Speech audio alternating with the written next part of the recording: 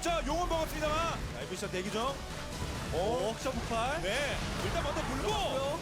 셔츠 자체는 어느 정도 데미지가 일단 페이스 체력이 뒤로. 아, 밀어내려고. 투시는 들어가요. 이거 여맹 앞에 또 오지 않나요? 하나 더. 네. 여맹 또 쪼돌 투시. 여맹 앞에 이것도 잡았다. 코코 잡았다. 이거 설계돼요. 네. 쾅쾅. 네. 자, 윗서. 네. 자, 도망갈 데가 있을까요? 어디로 도망가서 다음 빼고 되는데 네. 시작돼요. 손스타 전사. 다행히 포탑을 끼고 있어서 그래도 약간 교환하는 형식은 됐죠. 네. 그리고 안 죽었어요. 저게 안 죽었어요. 막으면 된다. 네. 라일라. 이거는 그냥 잔나가 그냥 걸어다니다가 죽은 모양인데요. 네. 버리고 네, 앞으로 지금 전면 없는 카사딘이기 때문에 두실이 또 갑니다. 두실 네, 누가 킬 먹어? 네, 윌성. 네, 새로운 선수 바론입니다. 바론체를 반 빠졌고요. 라일락이 먼저 주겠죠? 이게 속도가 엄청 빠릅니다. 네. 속도가 엄청 빨라요. 자, 못 먹었어요. 네. 대박이에요 지금.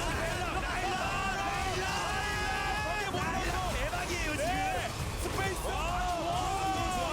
어시스트 예술. 프로즈. 강이 어딜가. 네, 가둬놓고. 에이스까지 가능하네. 계속 찔러. 조냐. 이러면 끝났네요. 에이스 떴습니다. 17대 5에 바로. 아이엘 진짜 네. 잘합니다. 아, 이거 로데스 역시 한번 부릴만 하죠. 자, 지금입니까? 이퀄라이저 썼는데. 일단 딜러 라인들이 건재하고요. 아이엘 스킬이 들어가는 게 너무 아프네요.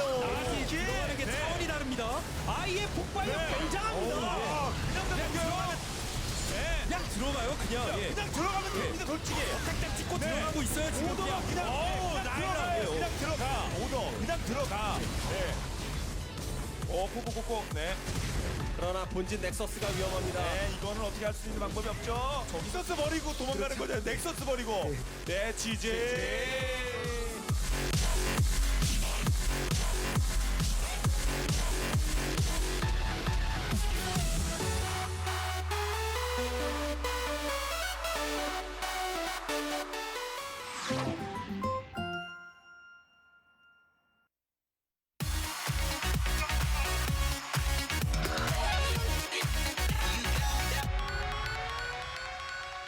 CJ 같은 경우는 네. 아까보다는 조금 더 안정감을 높였습니다. 일단 기본적으로 탑에 하드 탱커 샤이 선수가 잘하는 뭐 마오카이를 고름으로써 럼블보다는 안정감이 있을 것 같고, 그 다음에 뭐 미드 이제 아지르, 그 다음에 원딜 이즈를 통해서 대치 구도에서 힘도 좀 줬고, 그 다음에 서포터로 레오나를 골라서 이제 바텀 라인전에서 본인들이 당했던 걸 돌려주기도 하면서 동시에 상대편 어떤 럭스나 코르키 등등의 챔프를 좀 물어주겠다는 생각이 있는 것 같고,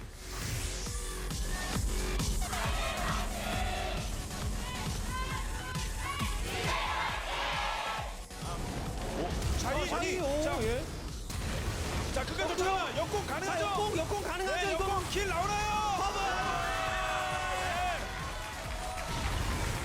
건데 타이밍이 진짜 잘 맞아 떨어졌어요. 네. CJ. 내려. 네, 이제 반격 나서나요 제대로? 다시 볼까요? 일로 와. 예, 알았으면 안 그리고 갔죠. 비전을 했네요. 네. 절벽 썼습니다. 그럼 또 만들어낸. 옵니다. 네, 마오카이도 오고. 또 열었어요. 네. 바로 걸었어요. 그런데 이게 약간 타이밍이 안 맞았죠. 네. 안 맞았죠. 나는 지금 와요. 내가 날아오고요. 손스타. 그런데 손스타가 위험하고. 그리고 라일락이 생각이 없긴 없어요. 네. 자, 근데 프로즈의 역할이 뭐가 있어? 안수 있는 게. 자, 그런데 여기서 예, 나는 CJ가 체력이- 잘 밉니다. 잘 밀어요. 네, 잘 밀어요. 투신 전사. 맞아요. 네. 이런 거 옆구리. 치명적인데요. 치명적. 야, 아이로가 끊겼어요. 네. 자, 아지르가 아지르가 저 좁은 지역에 모래강에서 팍팍팍 세워두는 것도 좋은 선택이 될 수 있을 것 같은데 약간 멀리 있네요. 네. 이거를 갖고 있을 때 라일락. 자, 요. 그리고 밀어내고요. 네. 자, 3점 먹었고요. 자, 나일락이 역공 대박이긴 한데요. 아군의 호흡이 기회 보죠. 럭스가 기회 보고 있는 대마시아 이제 한번 최후의 성공 한번 가나요? 샤이가 버텨줍니까? 샤이 살아서 속력 장난 아니에요. 라일락이 완전 잘 싸우고 있긴 한데 약간 부족하네요. 이지 정도는 죽었고 그리고 에피션 에피션 안 죽으면 되는 거죠. 안 죽었어요. 파리동 네. 나르 샤이도 샤이. 좀 네. 대단하긴 하고요. 나를 때려라. 네. 내가 죽어요. 네. 정규전 아지르 옵니다. 아지르 황제가 일단 와서 자, 대박. 예, 코크 잡았고요. 네. 자, 라일락이 먼저 분전. 라일락이 분전하기 걸어주면서 혼자는 못 살죠. 네.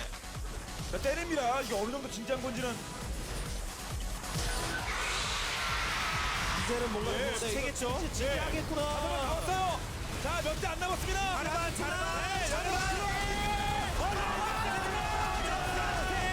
싸움. 스피겠어. 근데 네. 라일락.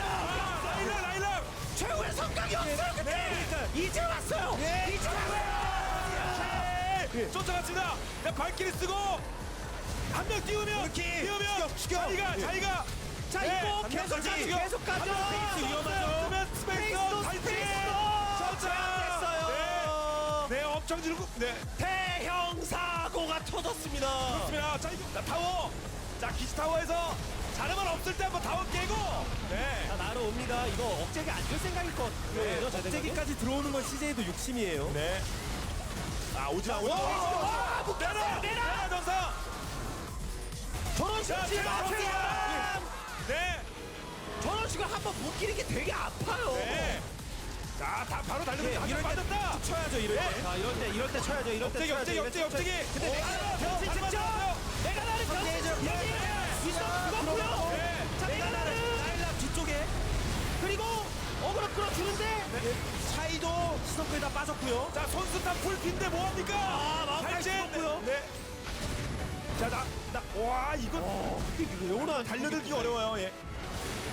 만약 여기까지 밀리면 드래곤 오스텍은 기정사실화가 되는 거기 때문에 그렇죠. 아니 사고가 이런 네. 대형 사고입니다. CJ가 네. 라일락 치고 자, 계속 추격이 한 명 잡는 거로. CJ가 변하지 않겠는데요? 네, 요거 다 깨놨는데요. 자, 그냥 내줄 겁니까? 자, 윌성 걸렸죠? 윌성. 살았는데 막타. 라일락이 일단 와서 네. 안 들어갔고요. 자, 싸울 생각이에요. 맞습니다만 라일락이 체력이 안 좋아요. 타워 지원이 가능합니까? 한명 전사 실패 4명. 복부 일단 네. 아질 전사. 네, 집에 하네요. 가면 집에 갔다 터지거든요. 스페이스 앞으로 들어와서 네. 들어와서 지금 자, 여기 한번. 조냐? 자, 손스타의 딜을 한번 볼까요? 손스타. 네. 그리고 여기서 계속 싸워도 된다는 얘기예요. 네. 미니언들이 많기 때문에 끝낼까요? 없어 70초 아웃 살려줘. 자, 내려가. 마무리는 샤이.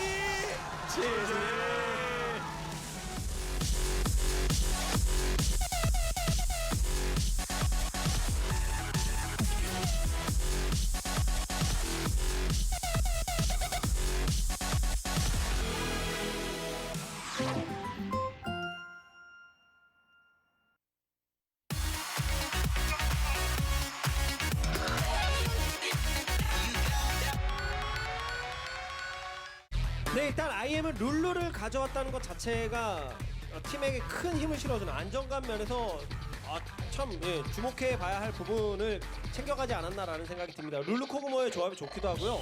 그리고 또 투원딜을 했을 때도 룰루 충분히 맹활약할 수가 있거든요. 그리고 어떤 챔프와도 반반이 갈 수 있다는 점, 상황에 따라 캐리도 가능하다는 점, 이런 것 때문에 룰루가 많이 밴당하는데 룰루 최근에 안 나왔죠.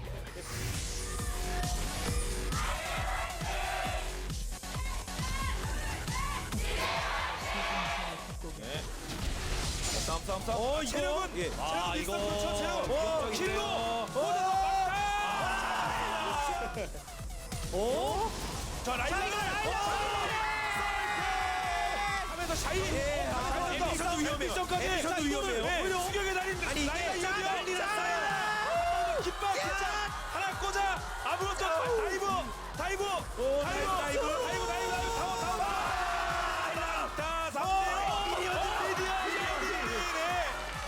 데려왔어요. 자, 여기서. 일단 먹었죠. 필성 제대로 들어갔어요. 네, 코코아 킬 먹었습니다. 라일락도 왔죠? 룰루가 오긴 옵니다만 별거 네. 못하죠. 못 잡았어요. 페이스. 별거 했네요. 네. 별거 했어요. 네.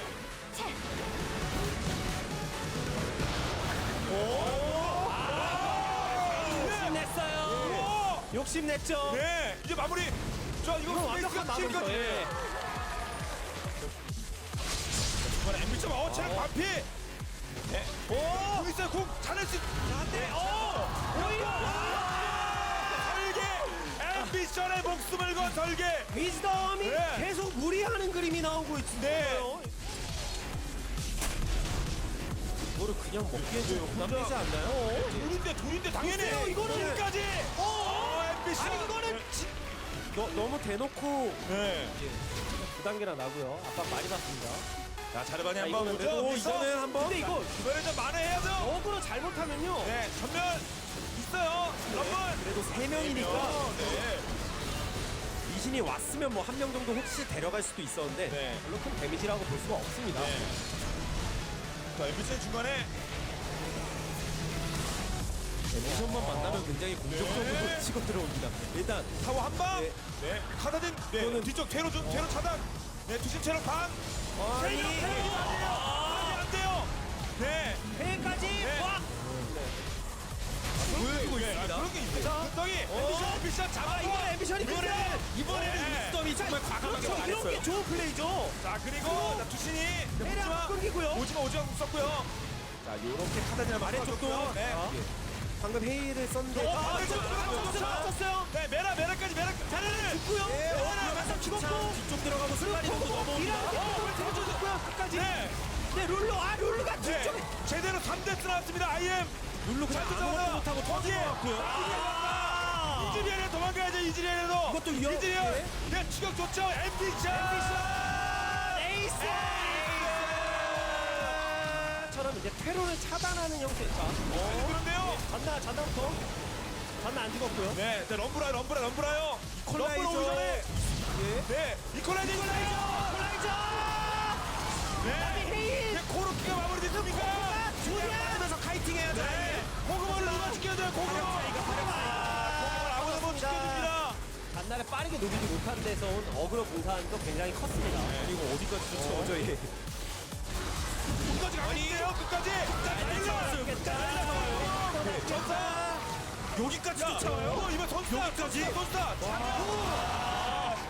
예. 간단해졌어요 게임 지금 CJ 입장에서는. 바텀에 억제기. 그래도 한번 잘 묶었어요. 잘 묶었는데. 데미지를 넣어야 되는데 상대편이 대경면에 갇혀있을 때 네. 오히려 역공.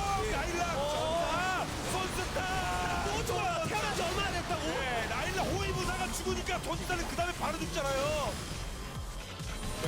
타이밍 바로. 네. 네. 어디까지? 오, 예. 순간 화력이 너무 세다 보니까 그냥 옆구리 집중하고 있습니다. 아이엔도 쉽게 부를 생각 없어요. 전이야. 미사일 위치가 일단 예술인데요. 처음에 뭉쳐있긴 한데 사원들이 좀 안 되죠. 전사 3명, 4명 전사 남이만 살았습니다. 아무리 투신이 싸움 좋아한다고 해도 한테 5명이 와요. 마무리 되겠는데요. 지지.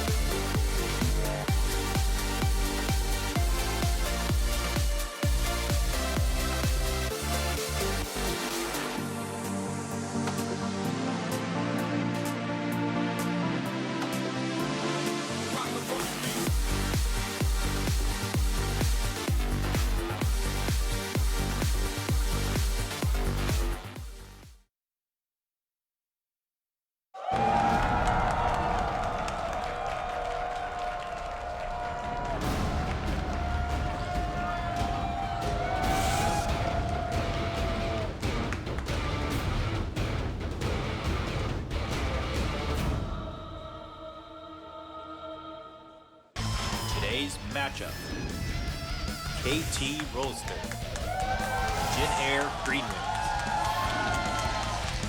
2015 Spenu League of Legends Champions Korea Spring.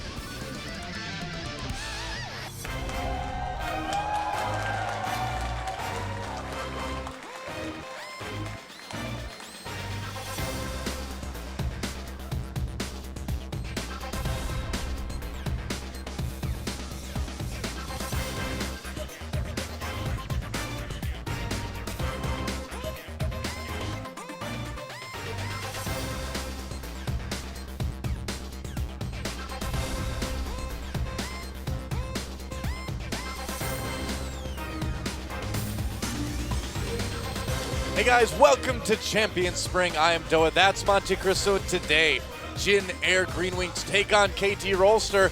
Jin Air looking pretty good right now. I think it may be a short night. It may be a short night indeed, especially since KT coming off that very convincing loss to Incredible Miracle. Yeah. Whereas Jin Air kind of keeps on rolling right now. Their play has looked very, very tight. Nobody's really had an answer to GBM's Xerath.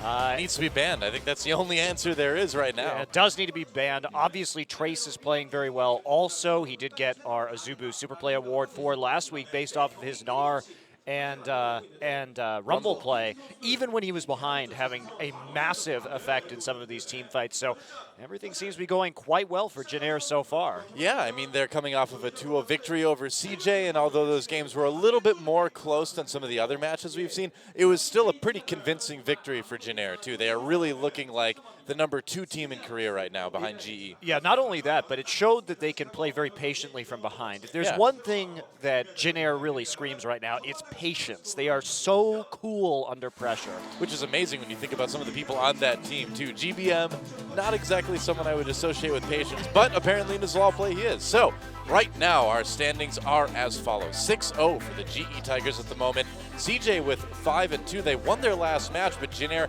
has a chance to tie things up right here, right now. KT, if they win, they can actually tie Najin, which would be absolutely insane. It's really crazy how far Najin has fallen since the preseason. Well, not in terms of points, though. You can see Najin only -2. That's true, too, yeah. They actually have had some very close matches so far, just fallen on the wrong side of too many 2-1s, and there's our match tonight. Yeah, best of 3 between KT Rolster and Jin Air Green Wings, both apparently esports clubs. It's on their logo. Shocking. Yeah, that's right. They like the term esports club here with the teams. Yeah, it's like a football club, you know. Yeah, From it's a club. Ye Old Europe, as they like to call their Ye Olde Club. Ye Olde Club from Ye Olde Europe. Ganked by Ye Olde Mother. No, Mother art ganking us. That was pretty much perfect Old English, I think. You know what else is pretty great? Close to perfect. Maybe perfect. Me? No. Well, close to perfect. We'll give you that. No, I was going to talk, Monty, about going to ogn.azubu.tv and voting for your favorite players and the plays they do in Champions. Every week we can give away 400,000 won to the best player, the best plays that we saw at the end of the season. 10 million won awaits our final victor, which is about 10,000 USD, so a lot of money, enough to invest in some, speech lessons if you want to do Shakespearean type acting as well. Maybe we should get those. I did Shakespearean acting exclusively in college. You have? My last role was Richard III. Really? Yeah. And then what happened? Then you became an esports commentator. Then I became an esports commentator. How far I've fallen. Well, Shai will never be able to forget that equalizer. That was so far off. It was off the map. I still don't know whether that was a bug. It could be buggy, yeah.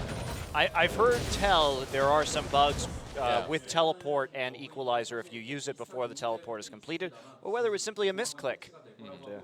That would be a pretty amazingly far off misclick, though. Yeah. Yeah. I don't know what happened right there. It may remain a mystery forever. It was the equalizer that didn't happen, but that allowed those big ults down in the bottom side. CJ did end up winning that series, so. No harm, no foul, right? Who knows? It was interesting to see, though. I'm surprised I actually brought that clip up again, too, because it was kind of one of those obscure little things that doesn't really have any bearing on today's match, but oh well. maybe if Trace goes into the bot lane and equalizes off the map, we'll be able to compare the two. Let's take a look at two teams that will be battling it out today here. Yongsan Seoul, South Korea. There is KT Rolster. And this is a team that is certainly fallen on hard times right now. At first it was they didn't really have much of a late game. Now they don't seem to really have much of an any game. Yeah, against Incredible Miracle, they really didn't fight at all in those games. They pretty much just rolled over and died. And they're trying to find an identity for themselves. In their last match, they tried to play Draven and Vayne and snowball Arrow into the late game where he could be that big carry, because that's what they're lacking, is that carry presence. It really didn't work. I mean, Sonstar outclassed Arrow over the course of that series, and KT really couldn't do much of anything at all.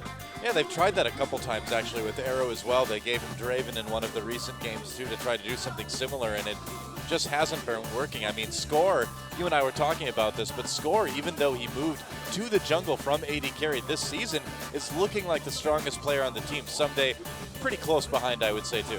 Yeah, and Score's job on this KT Rolster team is really just doing triage on his mid and bottom lanes, which constantly need his attention. I think he's been in the right place at the right time. Someday is actually pretty solid as well, but I mean, Nagne, Arrow, and Hachani are getting hit so hard in the laning phase, and Score has to be there to back them up. So his pathing is pretty limited, and then they just kind of get caught out in those situations because Score becomes very predictable when his bottom lane, say, doesn't have any summoner spells early on, and he has to go and wait for a counter gank right there. Yep, and there is Score. Of course, you can see him playing a lot of pretty standard stuff. Jarvan, Lee Sin, Rek'Sai, pretty much run-of-the-mill as far as junglers go these days.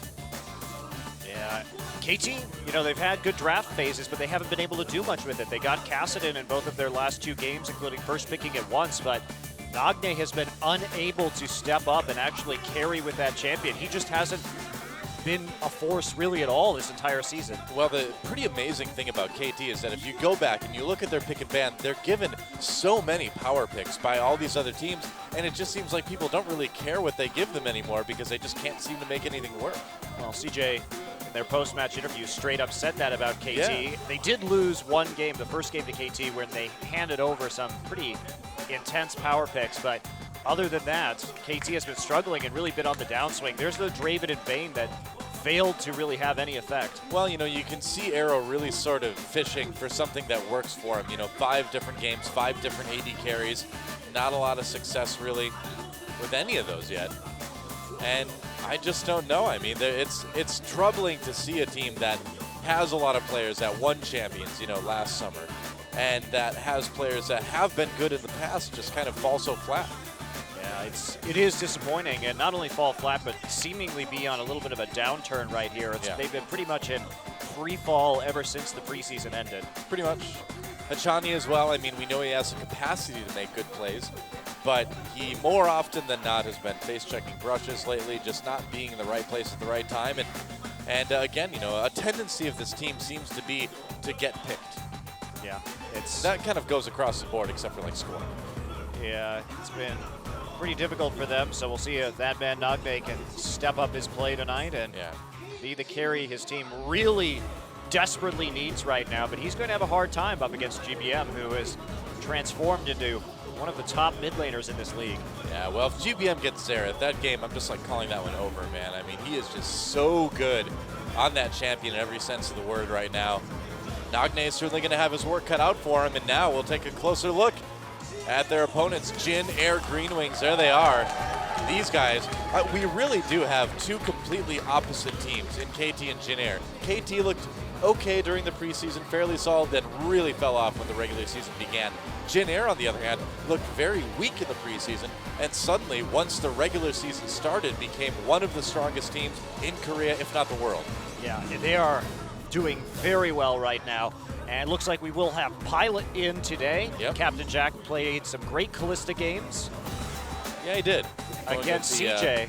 The Runaan's Hurricane Callista build. So Pilot has been outstanding on Corki. We'll see if he decides to pick up the Callista today, if he's been practicing it as much as Captain Jack. But Jin Air really prioritizing the Callista pickup. And one of the very few teams that has been successful and played the Kalista well. Yeah, speaking of teams that, or speaking of something Jin Air does well that not a lot of other teams do, it's this Morgana pick. It's often banned against them, but if it's not, they can put it in top, mid, or support. All three of those positions are able to play this Morgana really, really well. Yeah, and Trace, he's so difficult to deal with because if you ban that pocket pick Morgana against him, it usually opens up a power pick in the top lane that he can grab in the first round of the draft. You see Chaser here, who has been playing outstandingly well so far this season. Well, able to put a lot of pressure on the map. Just doing a lot of things that good junglers can do. Jarvan, Lee Sin, Jarvan, Lee Sin. Really, Chaser, it's been about his vision control, making sure with all the poke comps that Jin Air likes to run that their flanks are nice and warded so that nobody has a chance really to get into that back line. And there's GVM. Huge champion pool this season. You're not seeing a LeBlanc right there, which he's very good at as well. Has played some Jace, and of course his traditional Orianna pick also. This guy has really kind of remade himself this season from going from a very one-dimensional Orianna main to a guy that can play a lot of different styles, a lot of different champions, and really is, one of the best well-rounded mid laners in Korea right now.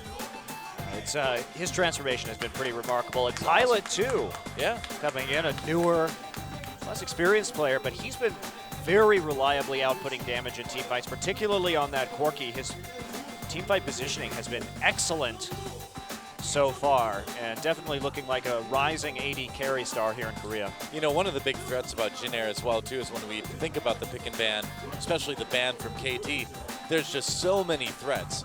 You can't ban against Jin Air. They're always going to get something they're really good on. And as evidenced by Che's constant ability to get Janna, probably the most coveted support during the current meta, had a couple rough games against Incredible Miracle in Jin Air's rather surprising loss to IM, but other than that has stepped right back up and into his old form. Just a bit of an off day, I think. I think off day is the exact right way to describe it, man. I mean, a lot of people were like, oh, well, is Jin Air legit? And they came back and showed us that, yes, they are legit. It was just an off day. Yeah, they didn't, I think, take that match too seriously when they had SK Telecom and CJ coming up, and IM. Did you ever notice the middle of the butterfly is a plane? Yeah. I never noticed that until right now. It's a very nice logo. Yeah. Interesting. It's very cool. Do you like the use of negative space in your logos, Del? I think it's very nice. That's right. If it's done well, that's done well. Very subtle. Very good. Not quite like the sort of sweater style shoulder pad things on I the like KT. the KT uniforms. I don't know about now. that, man. I They're think very wintry, but they look unique. I appreciate the diversity of uniforms that we have here in the Korean scene. We've got need more teams Hello Kitty to Airline Pilot. We run the range to Southwestern patterns on your shoulder. Yep. Well, some stats. You can see that preseason looking much better than the regular season for KT Rolster. Anyone who's been watching Champions for a while now knows that these guys are struggling hard. Jin Air, though, on the other hand, direct opposite, like I mentioned, 32% up to 66.7. That is an enormous win percentage. Any way you slice it. And also, both matches they've lost this season have been 1-2s. Yeah. So they've been really quite close. Even being the only ones to take that one game off of the as yet undefeated in terms of match score GE Tigers. We're taking a look at the stats right here. Very low dragons taken by KT Rolster right there. Yeah. And not too surprising. Look at the difference in Barons as well. Jin Air has been playing around that Baron extraordinarily well. Their positioning has been great. The 2.7 dragons against Jin Air may seem like a lot too, but Jin Air does tend to play longer games, so that is an understandable stat. And Arrow, well, stats speak for themselves, huh? Also, it's unusual to have 1.5 Barons per game average, but considering how long some of these Jin Air games have been, it's another point to bring up right there as we watch Arrow not do a whole lot with this Draven. I feel like that was more of a Nami play there than an Arrow play. And this is actually from the preseason as well. We can see FLICKR, who is no longer on the team. They were trying him out for the support position. Yep. Turn up. Chani keeping Arrow alive too, but again, they're looking for that star, so they've been trying to turn Arrow into that carry that they need him to be. Hasn't really worked in the regular season yet. We'll see if they keep trying it today. Now, moving on to Pilot, a 60% win rate right now. As you can see, of course, again, that Corki really, really bringing Jin Air a lot of success. And, with Pilot playing that Corgi, with Captain Jack playing that Kalista so well, Jin Air is really developing, and we're going to see it here, Jin Air is really developing a really cool sort of AD carry core that they can swap out for very different styles. Yeah, it's true.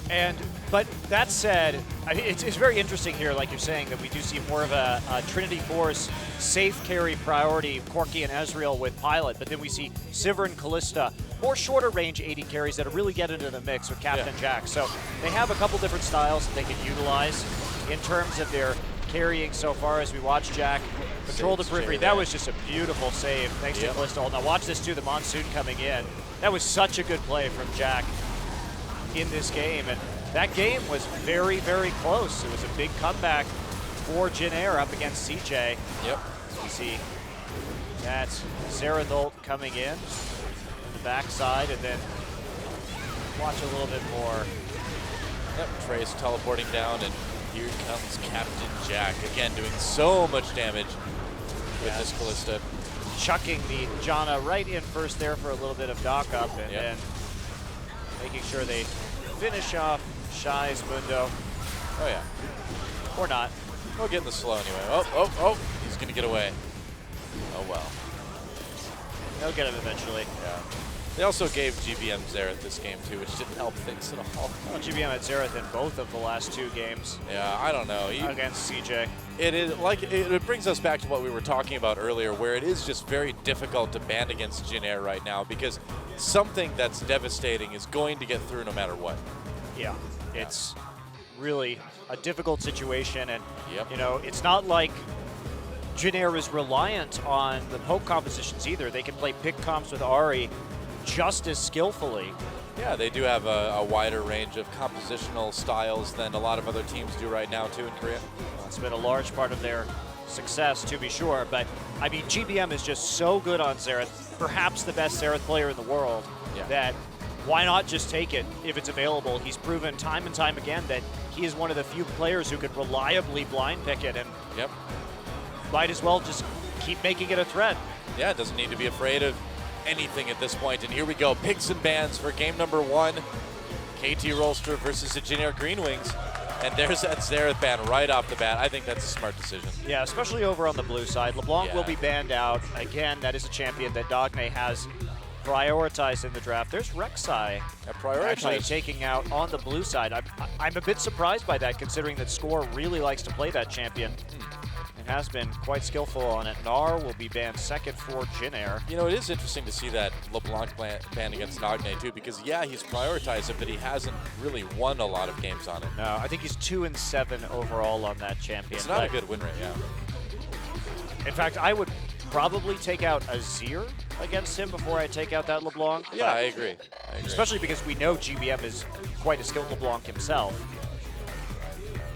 Well, we'll see what the last ban is going to be for Jin Air. That Gnar banned second, so they've got some other options. Janna wouldn't be bad. Be coming in right here.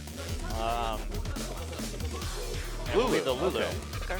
I'm a bit surprised by that because, again, another champion that GBM has been very good on. I would imagine the Janna first pick is going to be what we would see here from KT. Interesting that KT would ban the Cassidy as well, considering that they place such a heavy priority on it in their last draft. So Lissandra will be snapped up here by KT Rolster, and there's the Ahri. If any team was going to prioritize this Ahri, I would expect it to be Jin Air. This is a champion, or perhaps Najin. We are on patch 5.2. Ahri definitely first round pick worthy. Yeah. We've seen teams around the world kind of realize that she is way up there in terms of priority at the moment, and I think this is a smart draft from Jin Air. Jarvan and Janna will be taken on the other side. Now, Lissandra will have to lock down this Ahri in as much as they are capable of the Morgana. Oh, man. Yeah, still available, and I would imagine that's going to go to top lane for Trace. Usually when Jin Air has the opportunity, that's where they'll send it. I love the way Jin Air plays. I mean, they've got these weird pocket picks that they can consistently pull out, especially that Morgana will be a threat up against the Lissandra because the Black Shield can nullify the ultimate if you get it onto GBM. So even as a support pickup right here, it's going to be very strong. And so, yeah, locking that in for the team fighting. Now there's really nothing that can stop the Ahri. Yep. So I think I actually would have taken the Morgana even over the Janna in terms of KT Rolster's draft. They're going to finish things out with Sivir and with Rumble. All right. And so Che maybe just going ahead and locking in this Nami. Nice amount of disengage there. Yeah, so it looks like we will be playing a more pick and poke comp this time from Jin Air with a lot of kiting. The new Ahri will work beautifully in terms of their kiting. Oh! Yeah, Thresh is fine too here. A little bit more pick. I would take the Nami personally, actually, just because you can kite really well due to the speed boost from Orb of Deception right now. So I think that would be a little bit stronger, but then again, you can always chain the hook straight into a charm or vice versa. So either's fine. Well, between Morgana and Thresh, they have a lot of ways to help GBM land those charms too. So picks will be coming fast and furious. And will he switch it back at the last minute? Doesn't look like it. Nope, blocked in. And so it'll be Thresh in the end. The reason why I would like Nami better here is just because of the composition that KT is running. With that Sivir ult, they are such heavy engage that you could really punish them running straight at you a little bit better with the Tidal Wave. Of course, the box will do some work as well, but Tidal Wave I think would have been a bit superior in this instance. But they also have, and especially because there's a spell shield on Sivir as well in lane, so you can only really hook the Janna. I think you really can't blame Jin Air as well too for taking something that kind of says, all right, well, we think we can probably get a decent lead in the early game as well. We can get a few more aggressive picks. We don't need to play as safe. And with how KT's been kind of performing in the early game, it's hard to argue with that, you know? Yeah. I mean, they do have a very strong engage. They do have a very strong mid game here. Certainly KT has a lot of very powerful picks, and again, they make it through the draft with a very strong team composition, but of course priority has changed up a little bit. I'm glad to see Trey still playing that top lane Morgana. He is undefeated on it so far, 3-0 when teams have given over that pick. But what do you do against Jin Air right now? If you ban out the Xerath, then they play kite or pick compositions. If you give them the Xerath, then you just lose. So, well, we'll see if KT just loses or if they're able to take game number one and make things interesting. Let's get in the game and find out.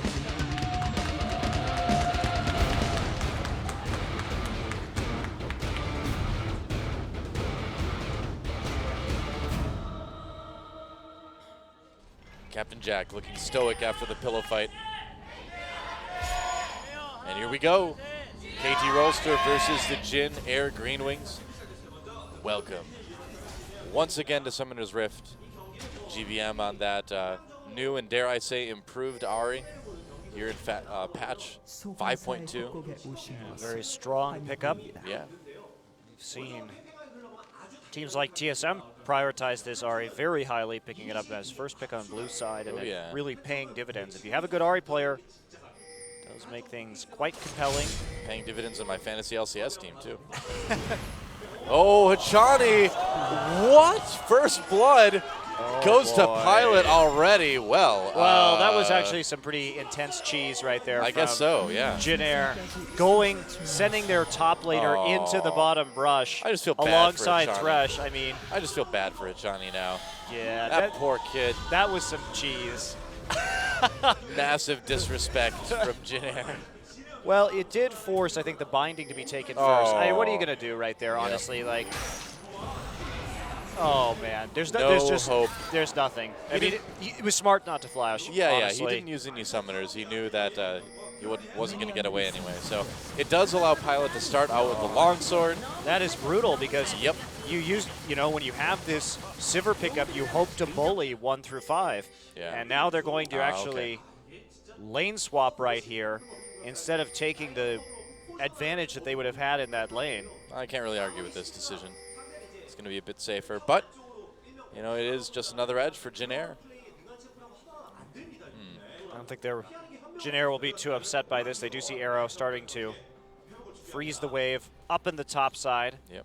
Meanwhile, we see, oh, KT responding with a little cheese of their own here coming in. Yeah, well, Three-man Trace invading after, is there. Well, Trace spots only him. doesn't have black shield, so they have to be careful. They're going to try and catch him in a pincher right now. Here comes Someday. Chaser needs to be careful here. They do some damage to Achani.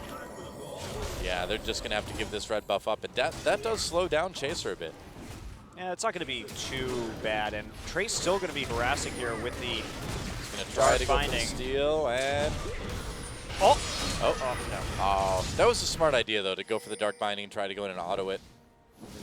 Not a going bad to idea. Quite work out, and Yeah. instead, the reaction will be just to walk alongside Chaser. 2 enemy red buff, make sure Yep. Chaser gets that buff, and so in the end, not much of an advantage gained there from KT Rolster. We see win rate. GBM, 75% win rate on that Ahri. He's been doing quite well overall on that champion. Yeah. Yeah, impressive performance. And Trace is Oh, here. well, Trace coming in, and they got the flash from Nagne. Nice escape. Oh, but there's the death sentence. GBM flashes for the charm. There's the exhaust, and this is going to be potentially, no, not a kill, as Achani comes in with the shield.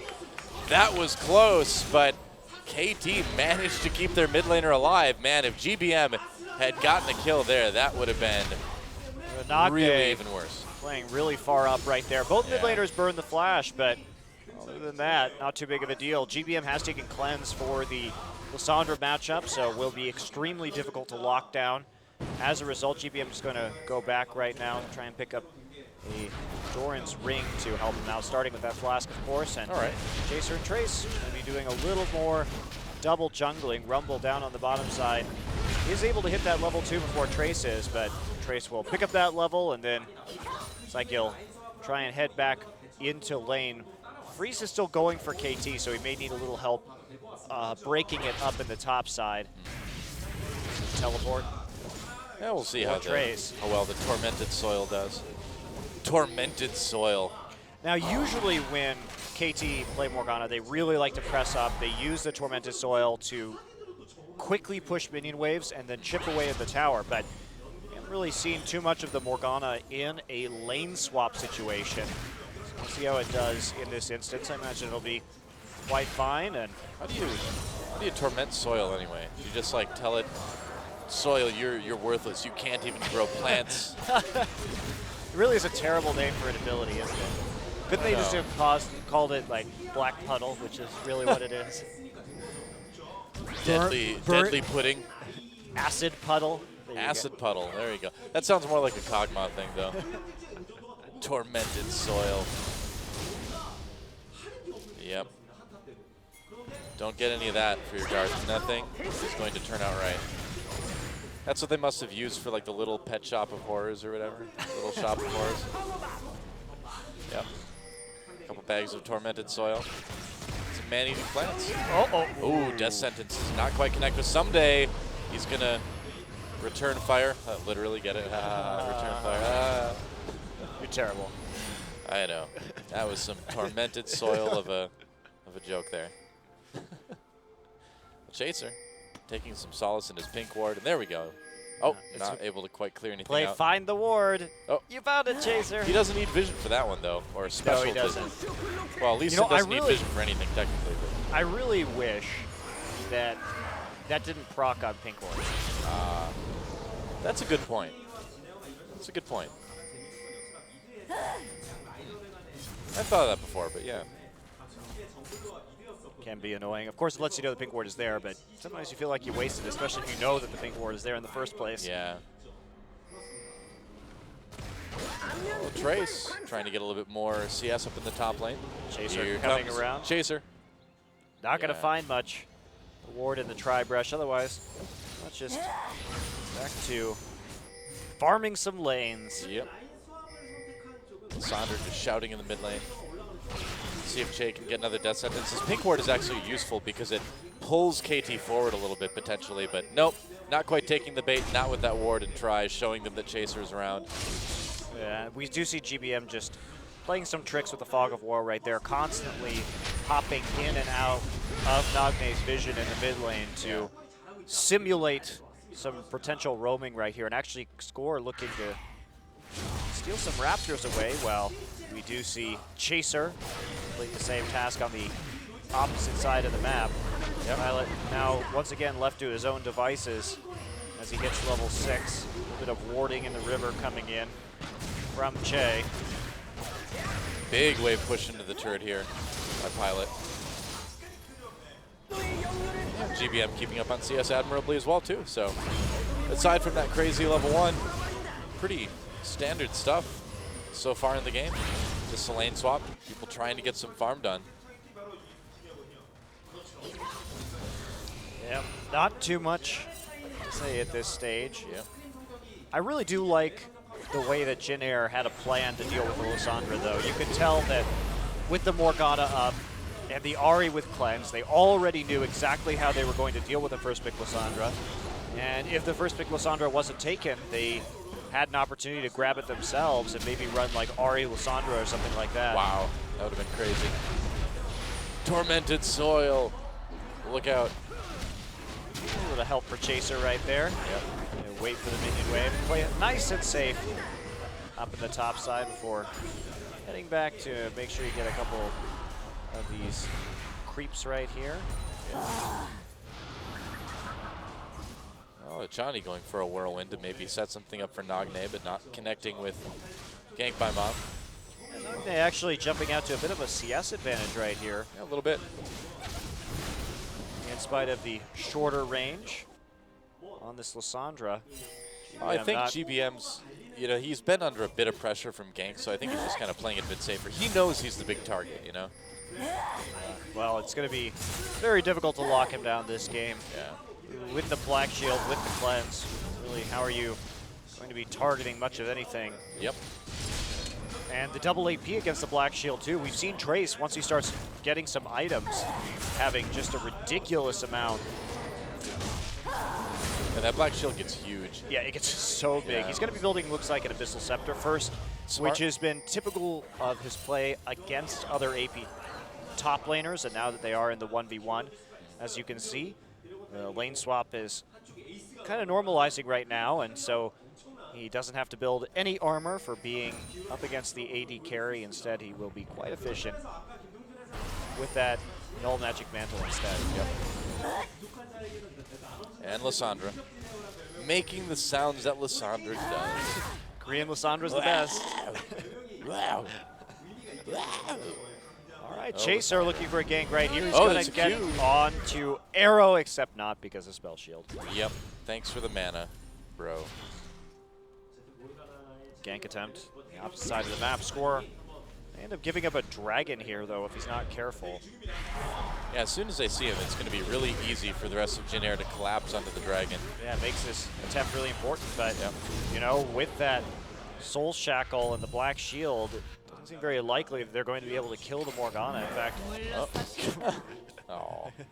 Well, you know, you got to try. She's got full mana anyway, so whatever. There we go. Trace flashes away. The equalizer didn't really hit him.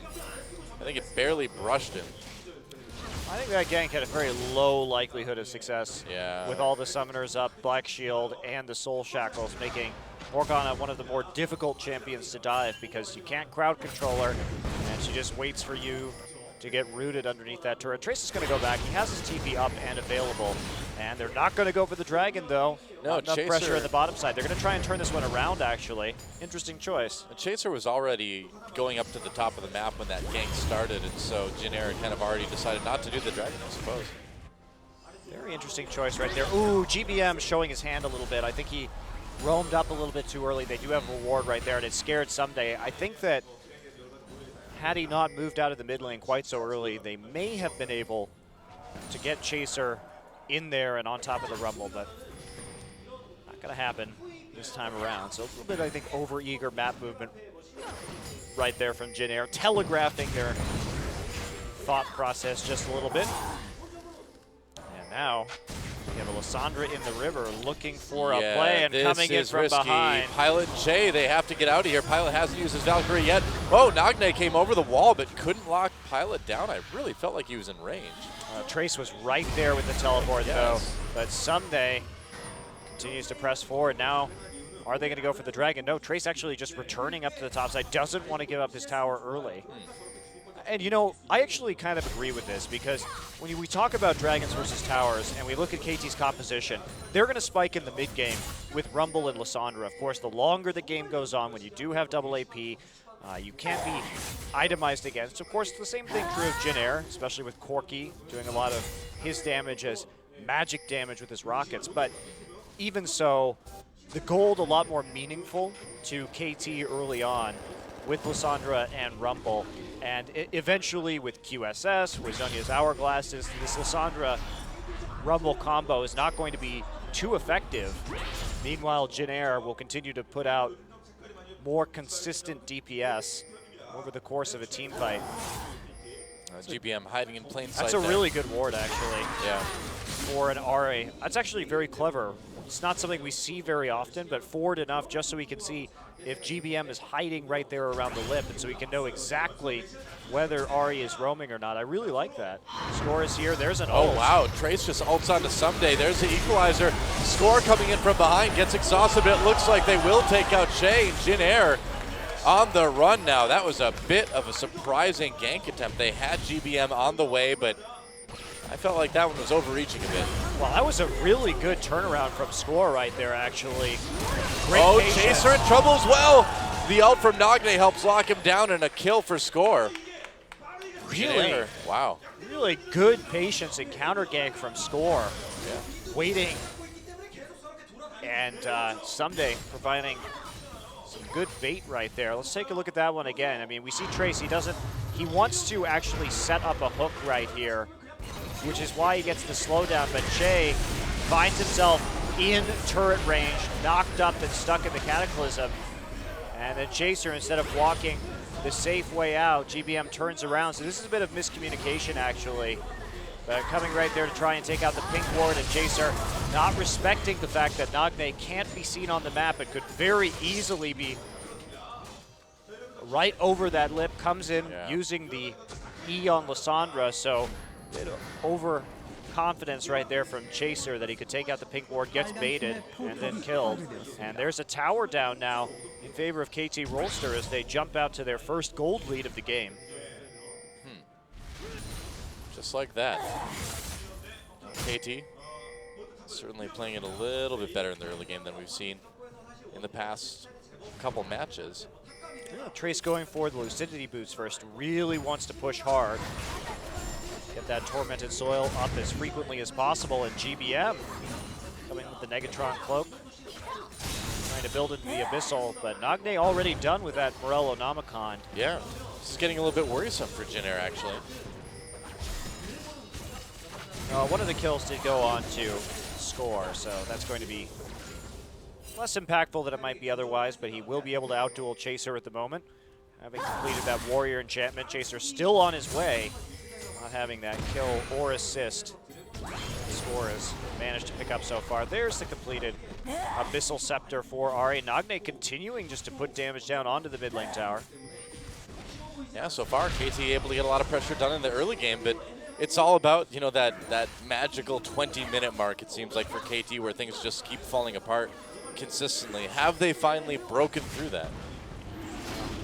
Looks like the Dragon's going to go potentially to Jin Air here. We'll see if KT can stop them. Score coming in, dropping his own ward down. Looks like Jin Air's going to try to finish it off. Teleport coming in. Can Score take it? It does go to Jin Air. Chaser in the backlines. Huge ult comes in from Nagne. Nice equalizer as well. Meanwhile, GBM and Trace finds Someday. Get pushed away by Hachani, though. Chaser does go down, but a kill comes in for Trace as well. I mean, for Pilot. Nice Whoa. from GBM. There's Good the dash play from GBM. in with the Orb of Deception. Man, GBM's Ari is so good to watch. I mean, we've seen it time and time again this season, even before these Ari buffs, how much of a threat he can be on the periphery, seemingly knowing exactly when it's safe for him to go in to a team fight or not. Didn't even have to burn a summoner right there.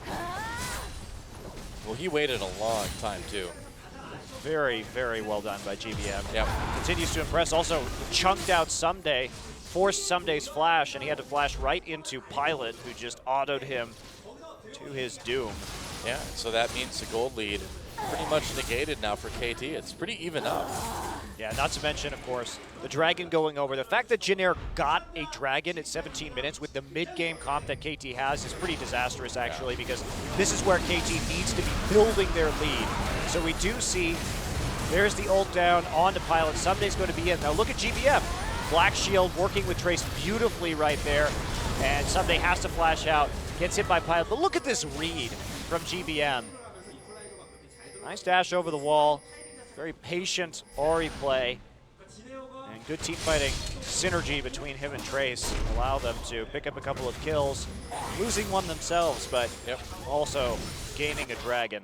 Well, the kills are really going to the quote-unquote right people on Jin as well, too. 2 for Pilot, 1 for GBM. GBM gets the finish at Abyssal Scepter. Pilot on that power spike as well. So now the question is, can Jin turn this into a couple turrets? Right. I mean, they can be patient here, though, too.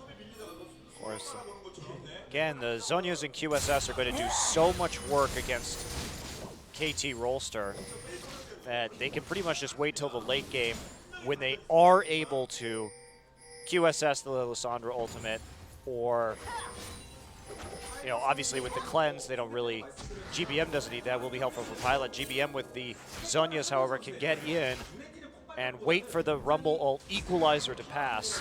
Yeah. Trace the same thing, going in, can equalize, just stand on top of the equalizer with the Zhonya's active and his ult on. Huh, it's a little bit bizarre. It almost looks like Trace is building an Abyssal Scepter as well with those items. I would assume that's what he's going for. Yeah, just wants the extra magic resist against the double AP. So it's okay to stack the passives like that? I mean, it's not optimal, but that way if somebody gets blown up, you actually still have that, I suppose, aura going on. But really, it's mostly for the efficiency of the item. It gives you AP and MR, which are really what you need this game. True enough. So tiny bit of damage to that mid lane turret. But bot lane will fall in favor of Jin as they come right back into this one. Yep. Now mid lane rotation for Jin and KT. Is there anything they can do? Yeah, they want to abuse. They really want to abuse the relatively low range of KT. Yeah. Okay. Charmander Chani. Oh, that was close. Yeah. Doing too much this time around. Pilot and Chaser looking for a red buff steal right here. They're going to find it. Now, can they get out? Chaser is going to run right into score. Man, he had a ward there. There's a knock-up as well. Chaser needs to get out of there, but he can't. He walked right into that one. I don't know. Chaser not able to grab the not having a great game this time around. He overcommitted to killing that pink ward, and I mean, he saw a score. I think he saw a score walking into the brush with that ward. So he should have. I mean, I suppose maybe he just missed it. They're going to lose a turret as well from that one. Wow, Chaser's map awareness is usually much better than it is right now. I'm a bit surprised. He's definitely a bit of a misstep. He's been causing some issues this game, getting picked off. Reminds me of Chase play from a couple weeks ago. Normally so consistent, so solid, and then face checking the wrong brushes a couple of times, costing them that series really against Incredible Miracle. Yeah, Chaser is certainly helping KT stay in this one. But Dragon is up in about a minute 20 again, and we'll see if Jin can win another decisive fight. Oh, they're still going to be down some key items. Jin may just want to give up this next Dragon and start playing through the late game once they have a couple core items under their belt. Not really necessary for them to take it. In fact, they could just trade it for top tower if Rumble does go down, or if they can force him down there. That said, they still have very good poke with Pilot and Ahri, GBM's Ahri. So Corki Ahri should be able to do some work. They can play the periphery until they force KT off the objective if necessary. And try and make a play on the Rumble, though. I don't think he's going to be coming up that far unless they might be thinking about diving. Oh, they can definitely dive him right now. Yeah. So we'll see what the decision ends up being right here. GBM trying to get lucky with his charms, but there are no lucky charms here, Noah. That's right. He is always after those lucky charms, but not today. His charms are magically disgusting, man. Nothing delicious about those. Easy. Oh, Pilot. Yeah, they're trying to zone him off the turret, but They are he is going to be indeed, able to clear out this minion wave now that the flag and drag is down. Not really a threat. Arrow absorbing those rockets with the spell shield. Now the Scuttle Crab looks like it will go in favor of Jin Air. Yeah, they really seem to want to contest this dragon anyway. We'll see if they sweep the pit. KT got some wards up right there, but they tried to, I think, be overly aggressive on that tower instead of actually setting up vision, and now they've lost control of it. They lost their positioning right there due to coming behind the tower. Oh, charm from GBM nearly connected to score. That was a bad call Guess from what? KT. Guess what time it is, Monty? Guess what time it is? We just passed 20 minutes. They had the vision up right there. They could have just pushed Oh, the going lane. in onto Che. Che's gonna flash, gets that black shield. So KT gets the summoner at least. Wow, and wow, just an uncontested dragon from Jin Air. Yep. Thanks to an overcommitment on that tower, trying to zone Pilot off, but they just weren't able to do it, and he was still clearing out the minion wave. Looked a bit confused there from KT, so they invested a lot into those deep wards on that side of the map, and didn't actually turn it into a dragon or any kills. Yeah. They're going to try and get the blue buff right now. Chaser playing a bit of a dangerous game. Yeah, again. Oh man, is he getting caught again? There's the ult. There's a kill. That is Chaser's 4th death this game. It's an off day. It really is. Wow. I mean, I don't even really know what to say at this point. They knew that the wards were there because they pushed in and tried to zone Pilot off the tower. They wouldn't have done that if they didn't have vision to know who was coming in, so they wouldn't get caught out in the enemy jungle. I mean, I think Jin Air honestly has gotten a little bit lucky that most of the kills on Chaser have gone to score, actually. If those had gone to Nagne, Arrow, things might be a little bit more dangerous even. I mean, I think that, yeah, I also think that KT is lucky that Chaser is keeping them in this game. I mean, Yeah, Chaser seriously. obviously with a lot more farm right now, so he's not down too much in terms of gold, but If KT wins this game, they should just give the MVP to Chaser. Be an awkward interview at the end, but they've managed to just catch him out of position multiple times, but Chaser is just, he knows, I mean, he should know the information that KT has, and he's making very poor decisions. yeah. Maybe he's got a cold or something, who knows? Now Trace going for the early home guard, so they really are playing for the late game. I mean, Jin Air just playing for pressure right now. They know when they're going to be the strongest. Oh yeah, Get Pilot. back to lane. Pilot pick up that Bloodthirster too. Oh, Trace getting caught here, and he could be in a lot of trouble. Dark Binding misses. Nagne comes in to help Achani pick up that kill, and He blew. Oh no, he didn't have his ult up right there. It just came back up, but no vision around. I mean, they have 2 sight stones, so they don't have any vision onto the Baron. well, KT you know, trying to bait this. when your jungler is dying so much, he doesn't have time to ward, you know? GBM is not. He's so worried about this right now. Checking the brush. Oh, GBM. I like what we're seeing him do, though. He's playing it so He conservatively. is. Oh, here we go. Che coming in. Lysandra over the wall. GBM gets away, gets ulted, though, manages to escape. They will lose Che, though. And KT just managing to get these picks.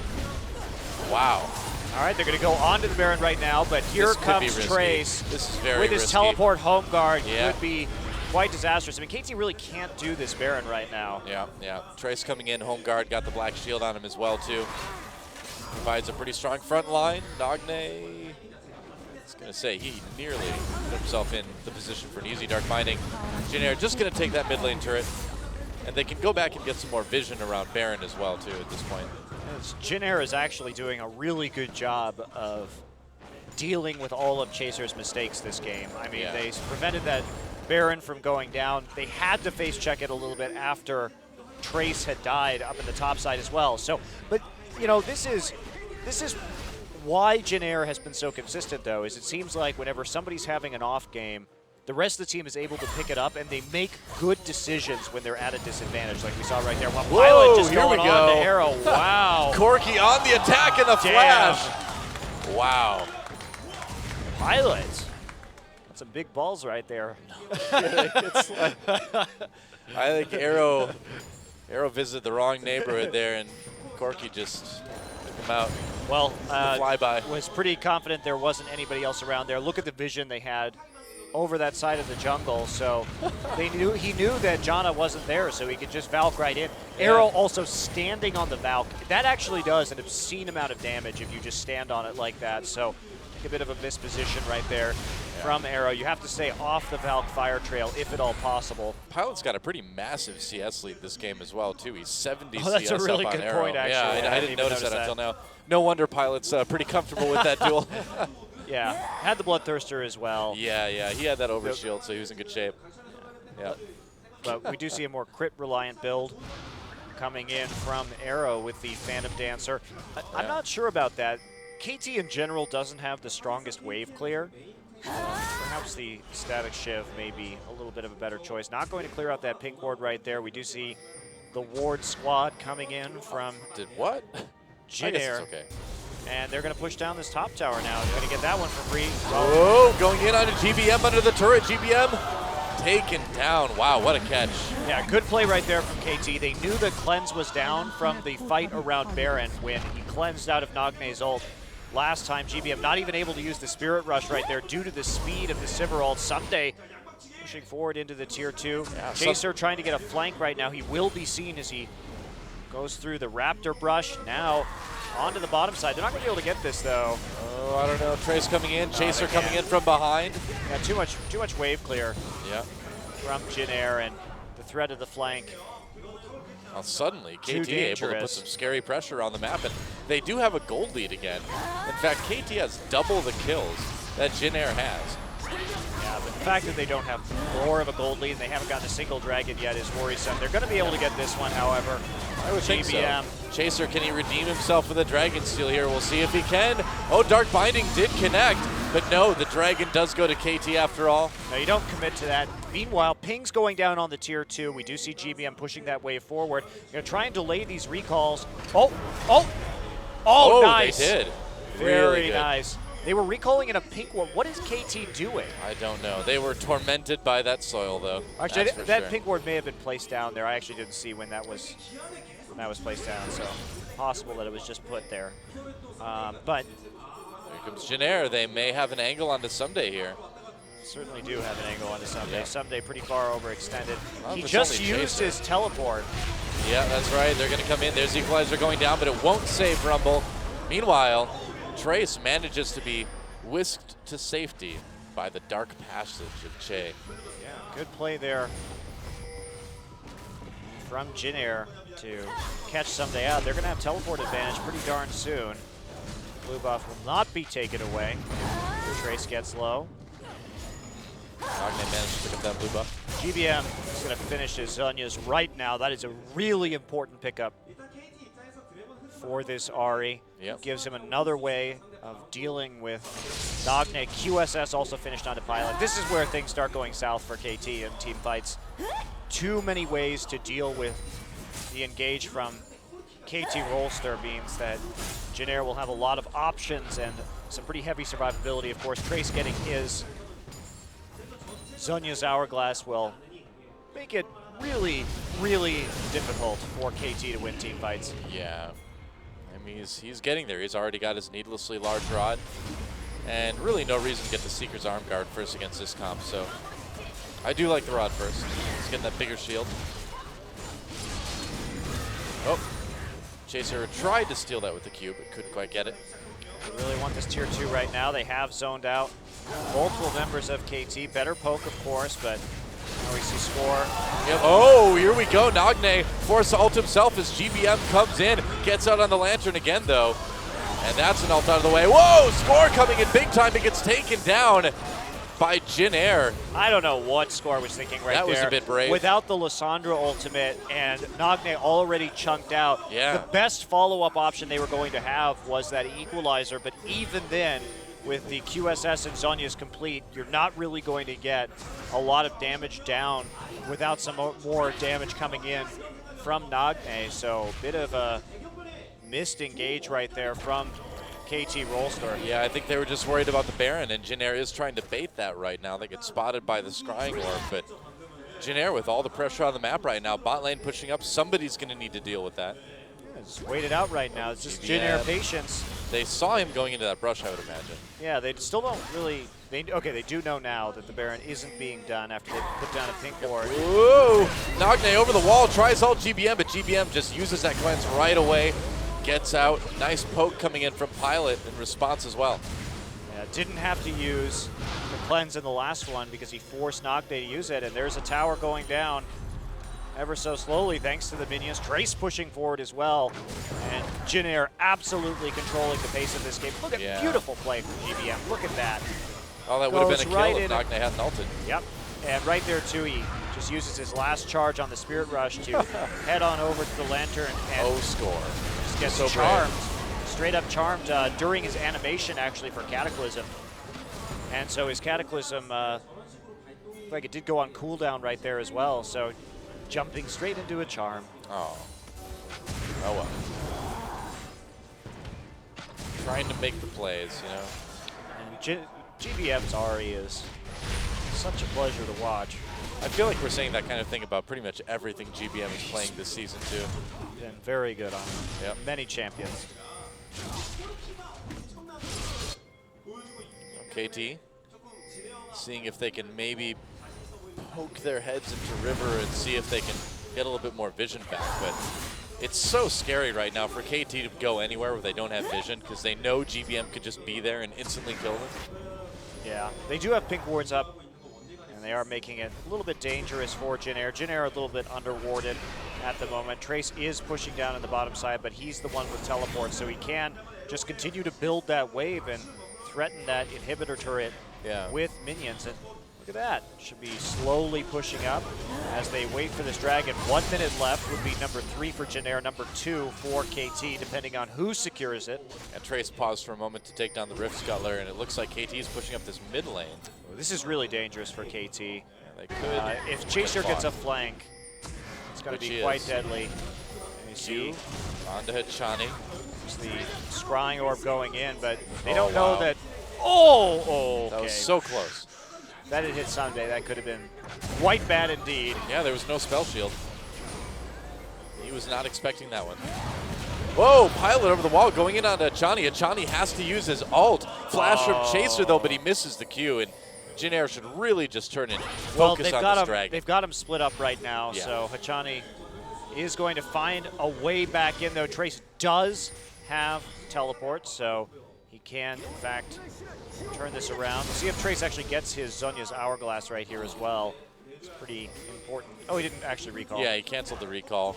A little bit too much pressure in mid, and it looks like, for now, KT running up to the top lane to take out this tier 2. Good rotations from KT Rollster. Yeah, they should be able to get it. Finding that minion wave and using it very effectively to get that tower and reclaiming a bit of a gold lead right here. Pilot still poking over the side. Not going to get too much damage down, however. Yep. Got to be a little bit careful. Jin Air trying to take out this pink ward. GBM not with the team right now. Needs to get down here. Bottom wave is not pushing towards the inhibitor of KT either, so they're not going to have that advantage. Now they're all piling into the mid. Someday trying to clear out this wave before anybody can get there. KT will be able to make it through the choke as Jin Air changes their mind a little bit, back to focusing on this dragon. And it looks like Jin Air should be able to get this drag. Yeah, Corky's just soloing it right now, I believe. Yep. Yep, you can do that. Nice. Pilot's got the items. Bloodthirster's a good item for doing things like that. And I would agree. there's number 3. So a tier 2 turret for yet another dragon in favor of Jin Air. No wards. They have to be so careful. Come on, double sight stones. Let's go. Just going to check the Baron right there. It's like nobody has any charges on their sight stones at the moment. That does happen. Okay, so recall's coming in from KT. Jin Air a little bit too worried about going after that Baron, but they can push up mid and top lane now. Very tactical game so far. Corky's going wolf hunting from a helicopter. Isn't that illegal? I thought there were like laws against that. I don't know. Isn't that thing that Sarah Palin does? Maybe. I thought it was like illegal in a lot of places. But maybe not in Alaska. If you're in a helicopter, you're literally above the law. Yep. What a cowardly thing to do, by the way. Wolf hunting from a helicopter. Seriously. It's deadly animal, the wolf. But it can't fly, so haha, bang, bang. Have more respect for the wolf than that. Jeez. Yeah. It's like we figured out a way to beat You already the you wily already have wolf. a gun. You have such an insane advantage as it is. Yeah. But it's easier if you have a gun and fly. Wow. It's like if you go fishing, but you just like throw the fish into an open parking lot. You're like, whoa, it's really easy now. Fishing with hand grenades. It's kind of just flopping around. Yep. Pretty much. It's like underwater chicken hunting. Chickens don't put up much of a fight underwater. Well, Jin Air finally looking like they're going to sweep out this Baron pit. They have had a vision disadvantage for most of the game so far around that objective. It's been a little bit lackluster. It's a lot of it's been Chaser too, you know, just getting caught, not being able to put out wards. It's been awkward. It has been awkward. GBM, they're going to come in and try to catch him, but they can't quite do it. Oh, Nice missing shield. the Spirit Rush right there. I guess so, yeah. And now everybody trying to reposition before this tower goes down in the mid lane, and only Pilot there. They're going to lose this one. Yeah, Even I think with they are. Wow. KT just playing the map much better this time around. Dark Binding's not going to land. Just really good rotations from KT, finding the weak points and abusing the fact that they have that vision around Baron to continue to make plays around the turrets. That's been the story of this game. KT has vision. Jin Air has to clear it out, or at least check the Baron, and every time that happens, they're able to get another tower. I didn't think they'd be able to get an inhibitor turret off of that. They're going to come in on this. Someday looking for an opportunity. There's a Cataclysm. There's the Equalizer.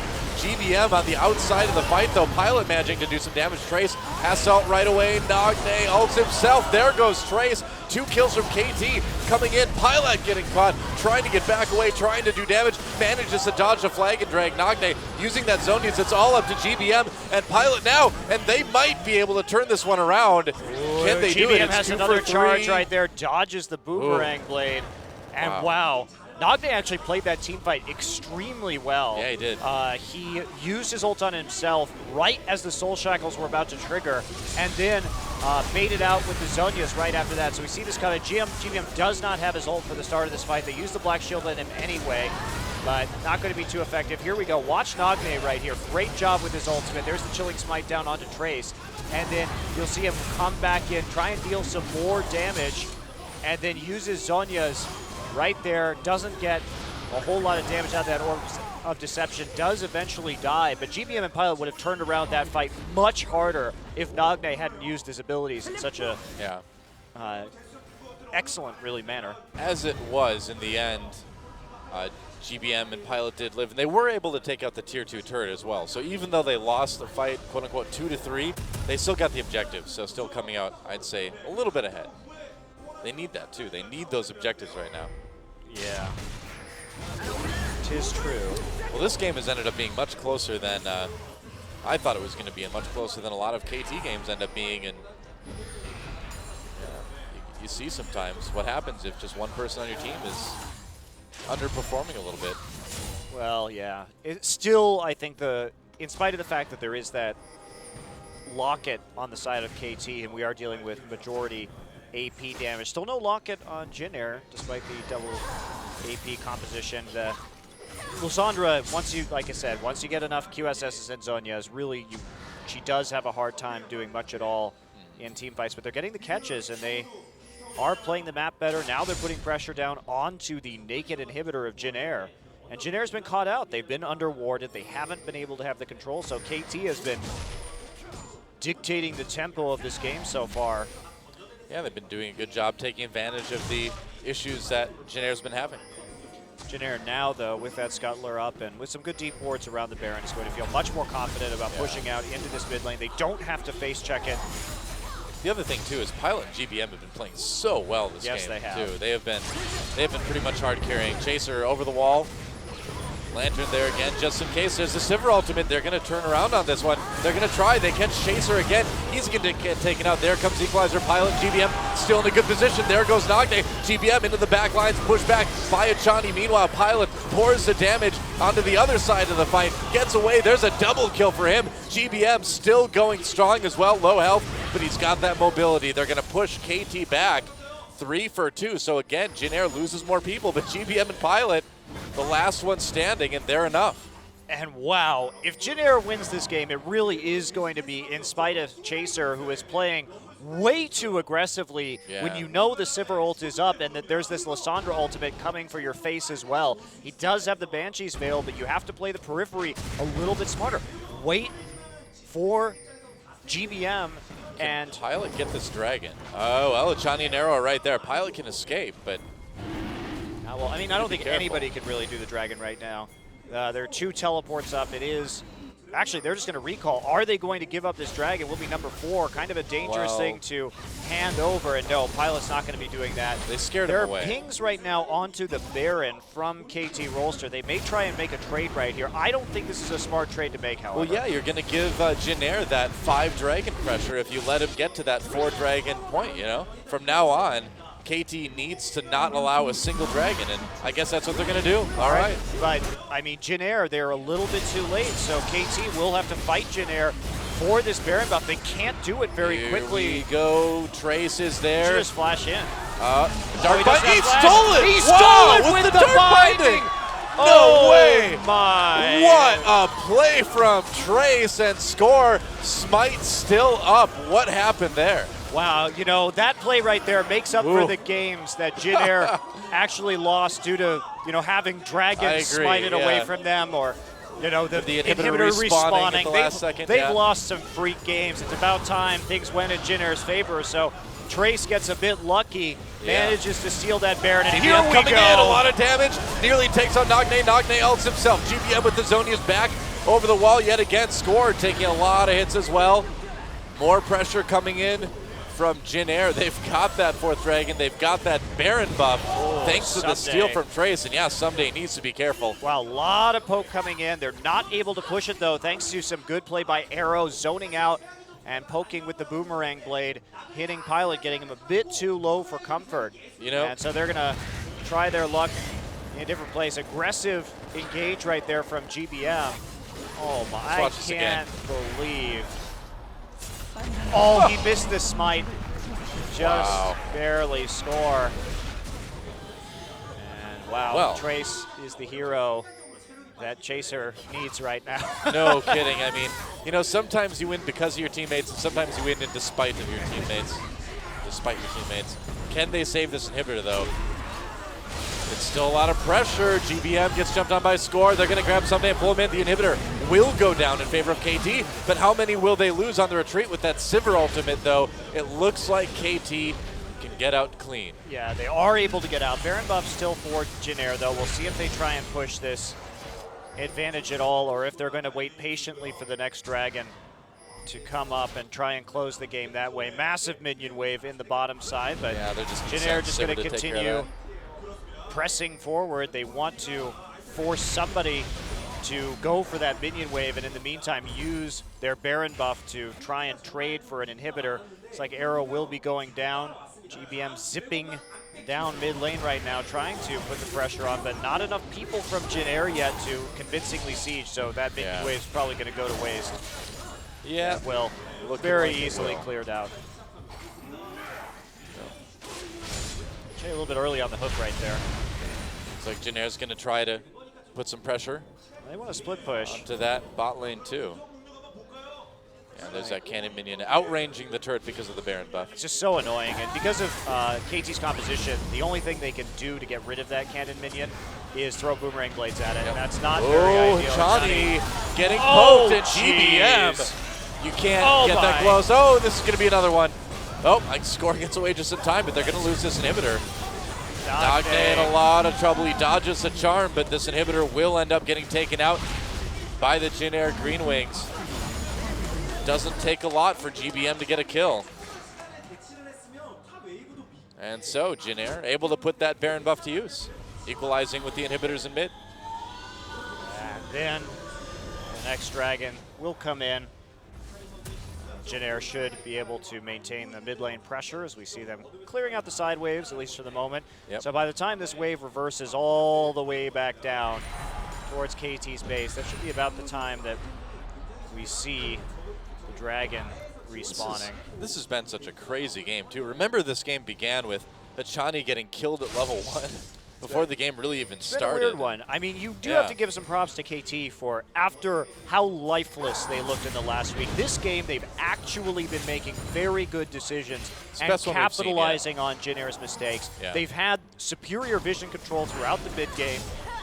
They've been able to get some really good rotations in and take numerous uncontested turrets from Jin Air.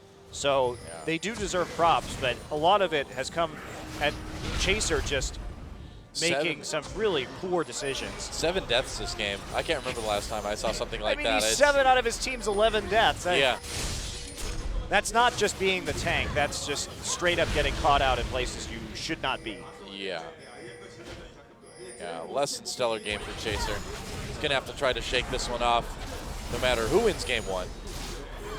Even if you win as Jin Air, Chaser's not going to feel good about this one. Definitely a bit of an off day for him. Yeah. He's Or got at that least war an off box game. now. We'll see if he can bounce back. But that said, GBM and Pilot have been playing really well to compensate in these team fights. I mean, they've basically been trying to fight 4v5 for most of this game, and coming out approximately even is a pretty Herculean effort from the carries on this team. Well, that's one of the things that really makes Jin Air a good team, is that even when Chaser has a really off game like he is, that GBM and Pilot can step up and just play that much better, you know? Well, it's also partially due to their drafting. I mean, they had a game plan against this Lysandra, so because of their good picks right here and their excellent itemization, they're able to make this work. True enough. Wow, Jin Air just going right down the middle. Yeah, they want to get the pressure advantage. They desperately want this 5th dragon. Yeah. Can KT fight this? I don't know. They'll have to do it perfectly if they want to. Jin Air coming in, and Arrow managed to spell shield. They're not going to get to grab him. Grab didn't quite connect anyway. Jin Air coming in. Dragon is alive. This would be the 5th dragon. KT cannot allow this one to be taken by the Jin Air Green Wings. I mean, Chaser, he just needs to kick somebody out of the fight. Yeah. Just not worry about the engage. Just let KT engage. That's what their comp is meant to do. And then just kick somebody out, get the box down, and continue poking and kiting. We know he's no probably... need to get the flank here. There is really no need for him to be separated from the rest of his team in these team fights. He's probably raging right now, but all we need is a Dragon's Rage. That's the only kind that Jin Air wants out of Chaser right now. Dragon pulled back a little bit. Jin Air hesitant to go in. I mean, Jin Air has pressure on the Nexus right now. They have 2 super minions, so I mean, wow. KT has to make a move. Here we go. There's the Sivir ultimate. Yep, coming in. Pilot trying to get away. There's a huge Cataclysm. Big Equalizer coming through as well. GBM and Pilot, though, get out to the outside. Trace pops at Zonia's right away. Zonia's for Someday. Yeah, good disengage from Jin Air to get back into position. Someday in a lot of trouble. Chaser may get taken out. Nagne pops at Zonia's as well. Sivir gets the kill onto Chaser. Oh, but Pilot, Phosphorus Bomb takes down Score. Both junglers out of commission. And looks like KT may need to just back away, as does Jin Air. I don't know. They still have dragon. a lot of hope right here. So this will be the first dragon of the game for KT. Someday going back and clearing out the waves. Wow, KT had to make that engage work, and they actually managed to pull it off. That was a 4-man Cataclysm for Score. That was pretty sick. You saw GBM and Pilot get out of it immediately, and then Trace make the right decision. Look at how Jin Air fights this. They're going to clog the choke. But a lot of early, I mean, actually pretty much no damage going out of that. Nagne finds Che on the outside. Che a little bit mispositioned right here. And so GBM, I think this is an overcommitment to Someday. Because if he had stayed right there and they could have kept on clogging the choke, yeah, GBM should not have actually Spirit Rushed over the wall. They had enough poke to make it very difficult for KT to follow up on that engage. And considering they took virtually no damage from that Cataclysm, they could have just, there was no more engage after that. So if Jin Air had been a little bit more patient, I think that was the wrong decision from Dank by Mom. Here we go again. KT making the decision to go after the Baron, and Jin Air does not seem to be aware this is going on. Well, they're aware, they just can't, they're not in position to stop it. So they're going to have to give that one up. Now they have to wait out the Baron buff. They lost. Yeah, they had no vision at all there. Wow, I'm really surprised. Jin Air falling apart in these team fights a little bit right now. They should know their win conditions. If the Sivir ults and the Cataclysm and the Equalizer are down, and you take no damage from that, there is no reason to engage. Stay there, keep poking, make sure KT doesn't pick up that dragon. Instead, they overcommit with the Spirit Rush. Yeah, I mean, it does seem like Jenner's just a little bit shaken by everything that's collapsed, gone on in you this just game. collapsed on Nagne right there. Here we go. Coming in. A lot of Banshee's Veils on both sides right now. Well, it's a Banshee's Veil, an ideal item if you want to actually. deal with this Thresh. And you know what? This Thresh really hasn't done much. Again, I would have rather seen the Nami. I think that is actually kind of proving problematic at this stage of the game. That will go down again. All right. No resistance there from Jenner. That Baron buff for KT, pretty strong. Inhibitor advantage right now for KT. I'm not sure they're going to be able to do much more with this, but that may be enough. Arrow actually having his first great game in a while. He's, been very good, considering especially that he's been the only wave clear really on his team, or long range wave clear besides an equalizer. He's been in the right place to defend a lot of these towers. So certainly stepping up in a way that we haven't seen in a while, but Pilot proving his equal here. Yeah, Chaser still 3/4 of his team's deaths.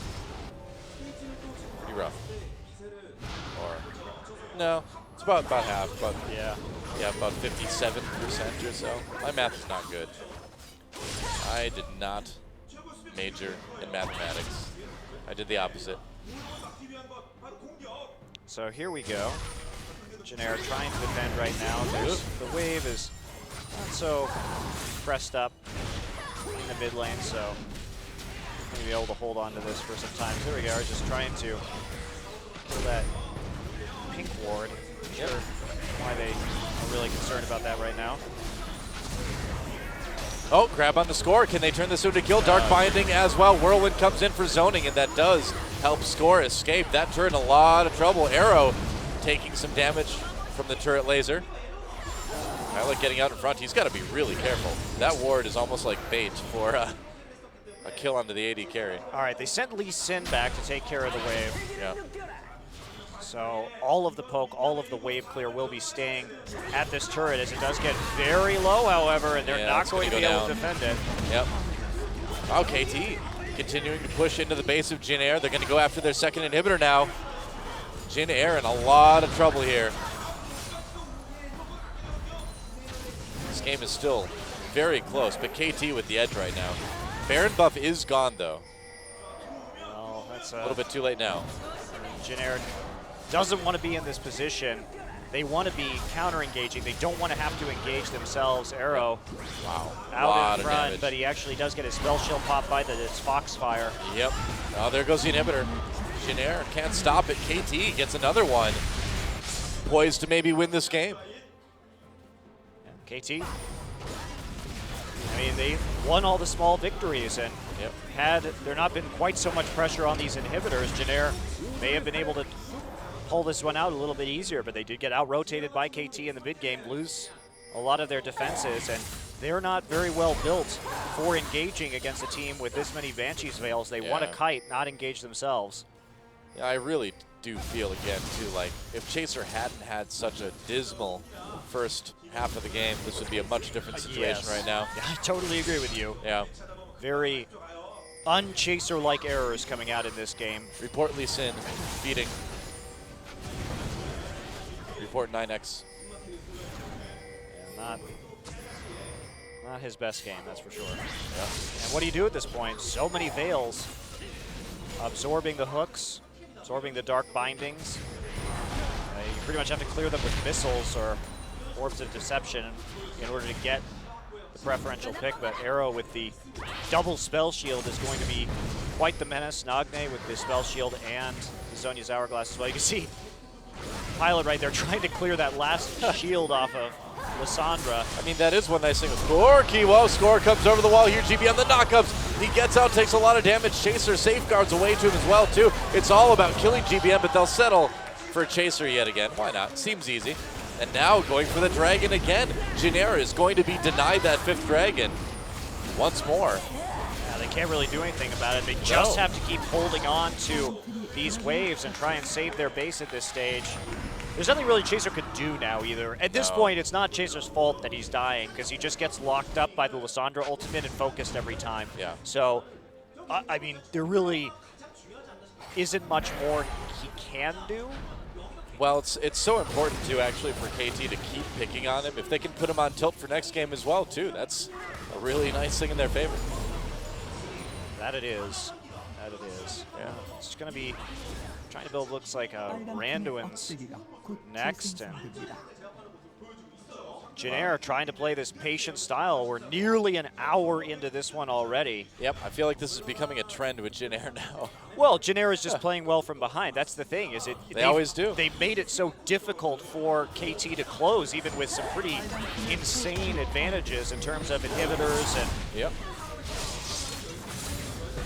You're never going to get that through that many Banshee's Veils. Ugh. Wow. And even with Trey stealing that Baron with Dark Binding, it's just not enough that was for another Janair. thing. This game would be over a lot sooner had Trace not been able to take that objective up. True. Mid inhibitor back up for now, for the moment anyway. And now it's going to be back down.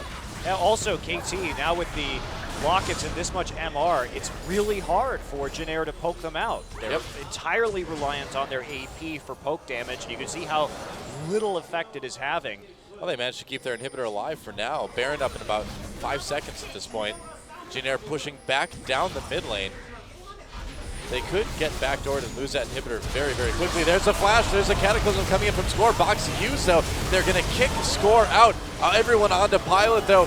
Janair disengaging nicely. Someday still gets a kill, but there's one for Pilot as well. Janair, can they turn? Nagne did go down. Yeah. Well, somebody has to go defend this inhibitor, it looks like. Janair may be able to grab a Baron off of this. Oh, Score coming in again, gets flayed by Che, gets death sentence as well. They're going to bring GBM in to try to get some kills. Valk over the wall from Pilot, gets the kill onto Hachani. Teleport coming in now for Someday. He came back really quick, but now these turrets back home, and oh man, they can't go for that Baron. I don't know if they actually have to defend this. Looks like the lasers so? actually going to take care of that. They can, in fact, maybe contest this. It looks like the minion waves will deal with it for them, and they pushed out the mid, so. Milling around right now, a lot of time before Nagne and Hachani come back. Okay, they don't see Janair right here. Yep. Now they see him. Yeah. There's the Baron activation. Arrow going to take a little bit of damage. They actually don't really have to defend this, but Chaser is going to go back and deal with it anyway. Actually, he's not. He's just going to go there and Tempest cripple and then walk out. Okay, whatever. Alrighty. Hey, man, he is huge with that Iron Elixir. He has no fears, except for the 9 deaths that he's had this game. All right, so Janair, Nagne up 5. And can they make anything happen here? GBM looking for a possible pick, and Janair turning around. Are they crazy enough to try this Baron? They are. They're doing it. They're doing it. They've got some time till Nagne gets there. Can they get it down in time, though? Trace with the black shield. Can they actually take it? Score in position. They're going to turn. GBM coming in. Zonius immediately needs his team to catch up here. Gets out before the knockup. Oh, but he gets caught with the Cataclysm. A kill coming in for Someday. Gets kicked back to the Baron pit, but there goes Pilot. Wow, look at that. A perfect ace from KT. This one is over. And Janair, not sure why they wanted that Baron so badly. I don't know. Their engagement, they needed those abilities to get out of the Cataclysm and the Equalizer. They handed KT exactly the fight that they wanted, and KT Rolster looking like they're going to come away with a win in this one.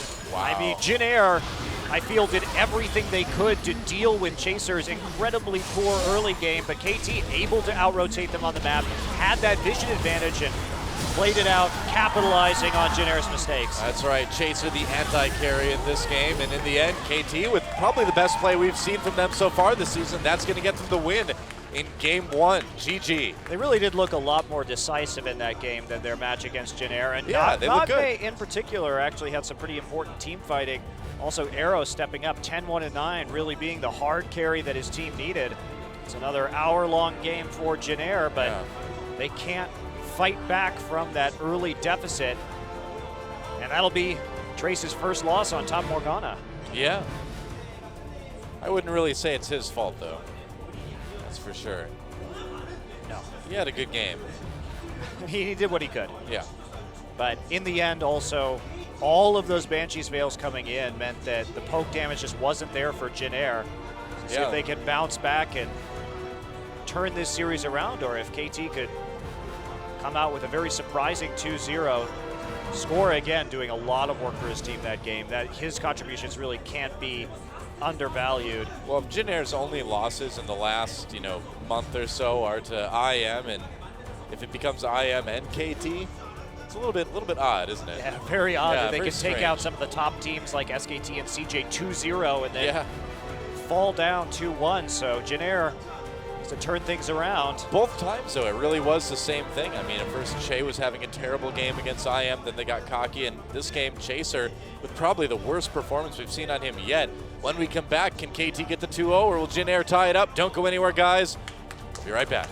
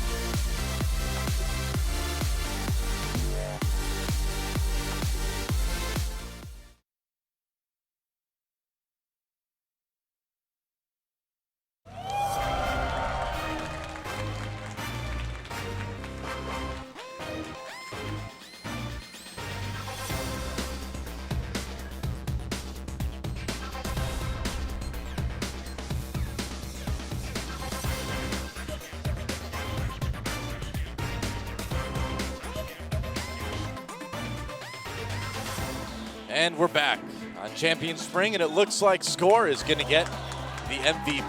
4-4 and 20, 100% contribution for killing a 1 hour long game. Wow. Score has had a surprisingly high number of 100% kill contribution games so far this season. It goes to show that without him, KT really can't make any plays. That is true. That is true. Although Nagne did have a really good game. I mean, I don't know what Chaser was doing right here. He got caught out so many times. Right that here blue again. buff. He knew that all those wards were in there as well. It was so dangerous for him to be standing there alone again, catching out Trace right there. Yeah. And Well, engage onto GBM. GBM did not have his ult up at this time, so had to flash out of the pit. But Pilot and GBM doing so much to keep Jin Air in this game. But really crazy that they were able to actually keep it close for so long, just kind of carrying it themselves. Great ult by Score. However, Jin Air still should have been able to do something with that team fight, but GBM re-engaging I think was a mistake after all the critical ultimates were down from KT, and they were so ult dependent. Yep. Here we go. This is the last. Yep. Really big fight of the game right there, and Score managing to pull KT through, punishing Chaser early, but Chaser, man, really just, I mean, there's no way to sugarcoat this. A terrible game. It wasn't just an off game. It was like the worst game of his professional career at this point, probably. I mean, he had some rough ones early on, but he had the information he needed, yet he continued to make very risky decisions. And it's so surprising coming out of him as well, because he's typically one of the most conservative, vision-oriented junglers that we see. Very off game. We'll see if he can get it together. Captain Jack in for Pilot. That's right, and that puts a lot of pressure on KT, wondering if we're going to see that Kalista pick. He could just be there to take the Sivir away as well, too. Arrow had a great game on that champion last time. Pilot did very well in the last game, though, that's for sure. Certainly held Jin Air in that one, despite being at a deficit. And you know what? All things considered, Jin Air did a pretty amazing job of playing from behind in that last game and stretching it out as long as they did. KT, though, with the better rotations, took some towers uncontested. So we'll see if Captain Jack can bring back some Kalista. Well, he played extremely well on it in his last two games. We also do know that he's capable of playing a couple other carriers, but you have to imagine he's being brought in for either Kalista or Sivir. You know, also, he does provide more of a shot-calling presence. We know he's a very vocal player, and if Jin Air feels that they did get out-rotated a little bit in the last game, perhaps they want a little bit more of a veteran player right there in the booth to take over some of the shot-calling duties in this next match. Yep. And here we see some of his excellent team fighting. He's hopping around. Just so good with this Kalista pick against CJ. Great with the ultimate as well. And that's such a high priority pick these days. It doesn't really surprise me that they would put him in, considering his strength on that champion. And Jin Air, one of the few teams that I think has been actually quite successful in terms of fielding substitutes. The switches between Captain Jack and Pilot have actually gone very well for them. Yeah, it's a rare situation. What's going on with Arrow right there? He's there's a glitch in the Matrix. I don't know what's going on. The programming has become corrupted. But no. Arrow's bugged. Please reboot. That's right. We need to restart. Hold on 1 second. Pause, please. But no, Jin Air they're really fortunate that they have 80 carries that are both very good, but both specializing in different things, too. Gives a depth to the team that you wouldn't have with just one person in the role. That's kind of, I really feel like seeing these kinds of swaps is really the idea behind allowing teams to have 10 players. And you know, it hasn't really worked for a lot of other teams in Korea, but Jin Air's got it down in ADC at least. Well, both the Pilot and Captain Jack's performances have been good as well. So you actually get to see, you know, there's not that big question mark where you kind of scratch your head and you're like, why is Zephyr in this game again? Yeah, it's not the Zephyr OQ situation, that's for sure. Or, you know, even the Easy Hoon Faker situation, too. Here we go, Picks and Bans game number 2. KT gonna try to close it out 2-0. Jin Air wants to tie things. Xerath ban immediately. Do you think, Captain Jack, do you think it's worth a Kalista ban? I would do it just to see what happens, honestly. But when they're on the red side, you know, KT will have a few other considerations this time around. Now, Jin Air, same bans we saw last time, but they probably won't ban Gnar on blue side, so that'll be up Yeah. to KT. KT may try and leave up the Rek'Sai because that has been one of Score's favorite junglers to use, and he's gotten it a surprising amount of the time as well. So I almost Ari, feel like, I think that's smart. wow. I think that's a very smart pickup. I almost feel like first pick is a little bit of a disadvantage to Janair right now. We'll see what they can pull out of it. I think they're thinking about, do we ban the Rek'Sai here and then just see if we can get the Gnar without giving up too much for it. They would be giving up to Lissandra as well if they did that too. It's a tough choice. I'm a bit concerned here because Janair, there are now 4 bans against GBM's champion pool on the table. These are all champions that he likes to play. Kassadin will be taken out. I mean, he hasn't played too much Kassadin. He could do the Morgana. He could do the Orianna.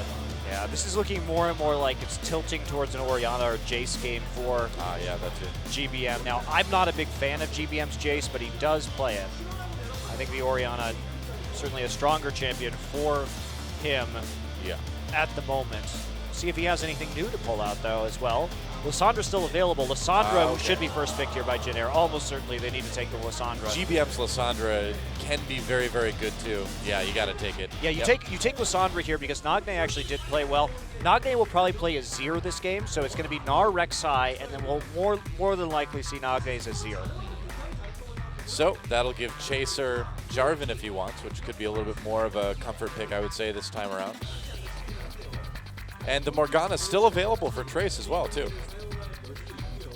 Yeah. Sivir up, too, as well. Captain Jack.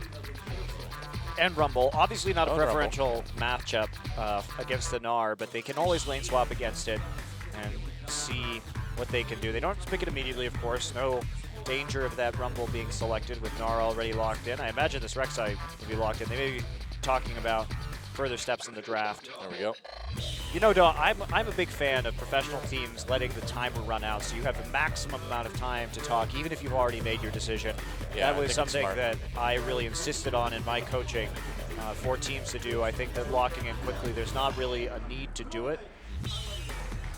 But it will be Janna and Corki, so Captain Jack falling back on that pickup.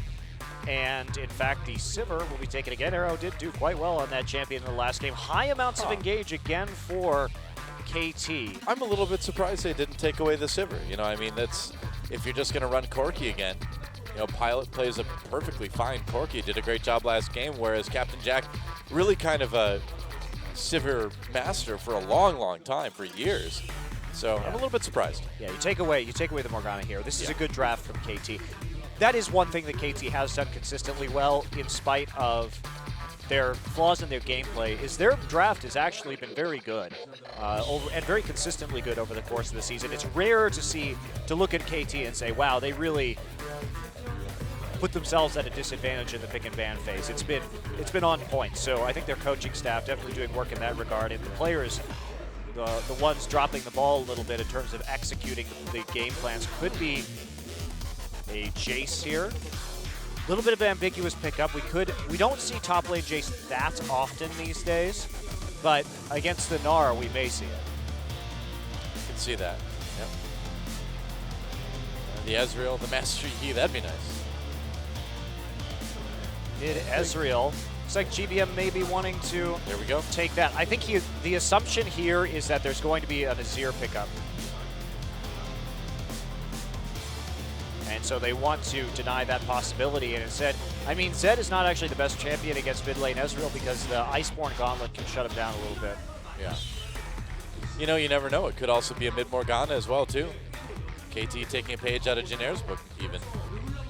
Doubt we're More going like to see the Blitzcrank, Samsung's but- book this year. Oh, that too. Ooh, interesting. I don't think it's actually going to be a Katarina. The Glacial Tomb would make that very difficult. Orianna would be a very safe pickup. If difficult to actually hit people, especially the 280 carries with the ultimate. Yeah. Huh. Well, Gnar can be pushed away fairly easily by John as well, too. Will be Orianna, though, for Nagne. All right, interesting. So we're going to see how well Ezreal does, or how well GBM's Ezreal does, because this is a new champion for Gangbang. So, of course, we've seen it a lot from players like FLICKR and Coco, but not so much from the Janair Green Wings. Well, GBM has been impressive on pretty much everything he's touched so far this season. We'll see if he can keep the streak going. Yeah, that pickup was really just to put pressure on them to not pick Azir. I think we have seen that matchup go in favor of Ezreal in the past. So I think it's a smart draft there. Very safe draft as well from Jin Air. And we'll see if Someday can perform well on this Gnar. He did win an Azubu Superplay Award for a great Gnar engage, and that was also Gnar Rek'Sai run by KT Rolster. Score really following up on the Gnar ultimate quite well with a knock-up. So they've got a lot of synergy. They have pretty strong engage and a big Wombo combo coming in. So Jin Air looking to siege and disengage here. They've got that double AD trying to take up some of those towers early on.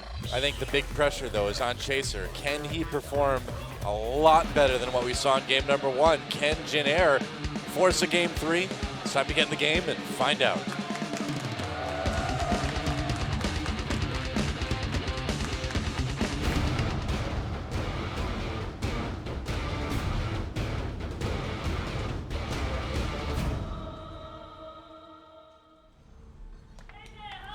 Welcome once again to Summoner's Rift, Jin Air Green Wings versus KT Rolster.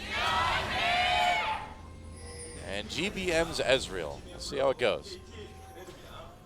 I think he'll do quite fine on this champion. It does fit into a lot of his other picks. He likes these long-range champions.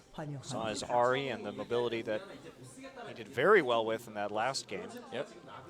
Maybe he'll do what's popular right now on the Korean server. I've been seeing it a lot. I don't know if it is on the other servers too, but AP Ezreal has been a thing that has been played a lot lately.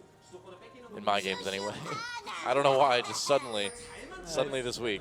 Starting Doran's Blades does seem slightly unlikely, but yeah, which is good, because Ezreal, AP Ezreal is not good, guys. Sorry.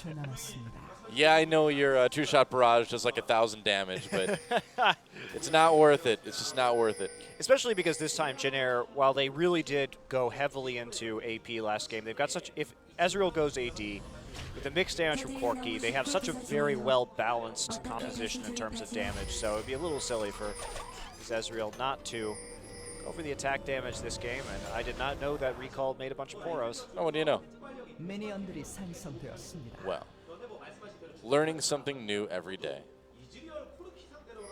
Isn't that nice? I suppose. See, you know what Riot could do to really expand this game? You know, make it, give it a little bit more depth. Let you, like, harvest flowers and things like that from around the map and make your own potions on the fly. You just want to turn League of Legends into an MMO, don't you, Doa? It'd be like Morrowind. Or Morrowind. That's like the oldest Elder Scrolls game that anyone alive has played. Wow. Even though I know it's the third one, yeah.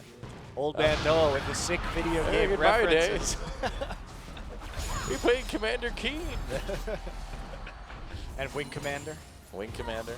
I never really played Wing Commander. No. It was Descent. Oh, that was so good. What a great game. In the DOS days. You can play that on Steam now. Did you know that? You can play pretty much anything on Steam these days. Including Grim Fandango, which if you've never played, shame on you. Go play it. Shame on me. Have not played it. A lot of poking onto Arrow and Hachani early on here, as there should be. Oh, nice. Phosphorus bombed. Yeah, using the fact that Sivir doesn't have that spell shield right at level 1 to make an impact right there. And level 2 will be hit first by KT Rolster. Yeah. So they still get it, despite the poke, but now Jin Air, the ones with lower health totals. Here comes Chaser right into a ward. KT backing off. Yeah, good timing on that ward, actually. And Chaser coming around, trying for, that's a really sneaky level 2 gank, by the way. If we look at his pathing, he went Gromp to blue buff and walked all the way across the map. Oh no, Dark Binding Chaser trying to get away, but here comes Rek'Sai. He's forced to use the flash to get over the wall. Yeah, no chance right there. Score had already done both buffs, had hit level 3, so smart of him not to go for that little duel. Unlikely ward timing. Now he's going to lose his red buff as well. Score is just punishing Chaser so hard this series so far. No kidding. I mean, I can understand why they would try that. That was actually a very clever little play. Well, yeah, it was really heads up for Hachani to have a ward there. Well, yeah, really unexpected for them to have a ward there, and that's a really weird timing for a gank from a jungler. You don't expect that at all. This is the kind of thing, too, where you wonder, you know, what these teams are seeing in their scrims, too, and if this is something that KT is aware that Chaser does, too.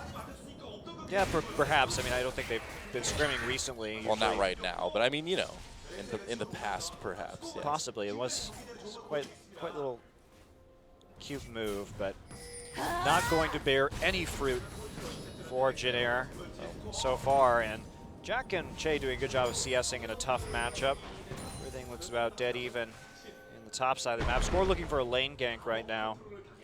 See if he can pull something off. Chaser not terribly slowed down. I mean, it's a bummer he didn't get the red buff, but it's not quite as punishing as it used to be before the new jungle. All the camps give you so much XP these days that you don't really fall too far behind in terms of gold or levels from losing a buff. There's plenty more wealth to be found in the jungle these days. Yep. Lots of experience. Yeah, Score actually going for enemy Gromp. He's really trying to counter jungle hard at this point. Yeah. Well, he's taking a good opportunity here, man. I mean, Chaser went back. He had the really unsuccessful gank in the river, and Score knows that he can fight him, too, if he finds him. That's right. Has that red buff advantage, so Yeah. he'll be very confident going in. And he gets some deep wards down while he's at it for his trouble, and Chaser's going to waste some time walking up and going over the wall. Nope, there is no Grump there. Chaser is No sad. Grump. Oh. And he's not going to see the ward either. Good placement. I guess. So Chaser just forced to kind of continue leveling as best he can.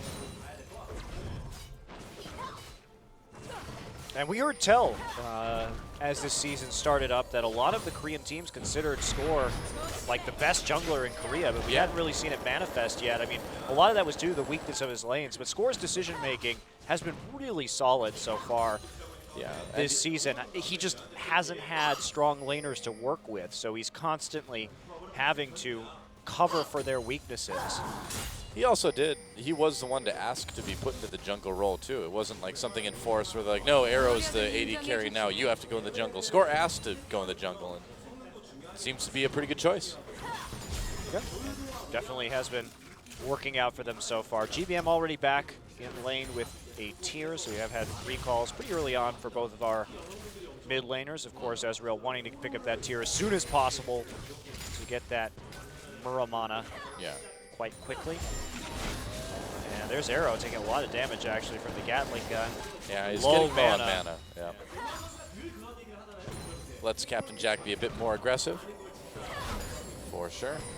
Certainly does, just being a little bit annoying right there. Rek'Sai back in the river now. Score waiting for an opportunity, possibly in bot. Seeing if there's going to be any counter ganking chances. Chaser's right here by the Krug though, so Yeah. this may turn out poorly for... Oh boy, here we go. Chaser needs to get there fast. Captain Jack falcing in. There's a Teleport. teleport coming down. Shay manages to make it out, but here's a teleport for someday. Trace comes down as well, ults himself. Doesn't catch anybody with it though. Not sure They got a why couple he flashes at ulted least. himself right there. I was kind of wondering the same thing. Yeah, he thought maybe he could catch a couple members of KT. I guess he did get a couple flashes out of it when things are all said and done, but kind of an awkward fight in the bot lane. But in the end, nobody dies. Very risky, actually, for KT to gank right there when they didn't have any knowledge about where Chaser was, and he did happen to be so close, especially since they do have that ward in the top side, so they should have suspected he was somewhere in bottom side and could respond. So, not sure if I particularly like that play from KT. A little bit over-eager, but low chase flash. Let's take a look at this one again. Chaser's low, however, so he can't really commit. I have no idea why he didn't just ult Score right there. Yeah. Huh. I don't know. Well, Chaser I think he able would. to- I mean, obviously he was concerned for his own safety, but even so, KT now going to use this opportunity on the recall time. Oh, there we go, blue buff. Just hand it over to GBM. They're going to have to. Oh, he got it with the whirlwind! What is this? Yeah. What world do we live in? Doa Score has now lost a Baron to a Dark Binding and Well- a Dragon to a Janna Tornado. Well, he didn't smite soon enough against the Baron, and he smited too early against the Dragon. And Jin Air apparently just stealing objectives with skill shots today. Wow, and look at this. Chaser responding cross-map as well, taking the red buff. Perfect. Unbelievable. Too early was the smite, And the knockup, Wow. too, prevented Yeah. him from getting the auto attack that would have finished off that Dragon. So, oh my, KT, as good as Score has been, his ability to press D, not so great tonight. It's the fundamentals. His coach is going to make him load up a bot map and just practice smiting tonight now. Wow. Now. Jay, that's why you always take the chance, man. Yep, yeah, you got to try it. You don't lose anything by trying. Yeah, there was no follow-up right there. I mean, that's not going to work out 99 times out of 100, but Yeah. pays off big the one time it does. That 1%, man. It's like running the one crit rune. Yeah, exactly. Very true. Every once in a while, get that benefit. Well, so, in that case, things looking pretty good for Jin Air. Not too bad. Nobody's died yet. Good, good. Score an award. That's good for Jin Air as well, too. Chaser also got vengeance for the red steal from earlier. Yeah. Very helpful for him to have that little bit of an advantage. So Jin Air, nice reaction, regardless of whether they manage to take that or not. Score is very sad right now. Yeah. It hasn't been a good day for objective. It's been a good day for pretty much everything else. Hey, it's been a great day for towers for them, but not so great of a day for dragons and barons. Yep.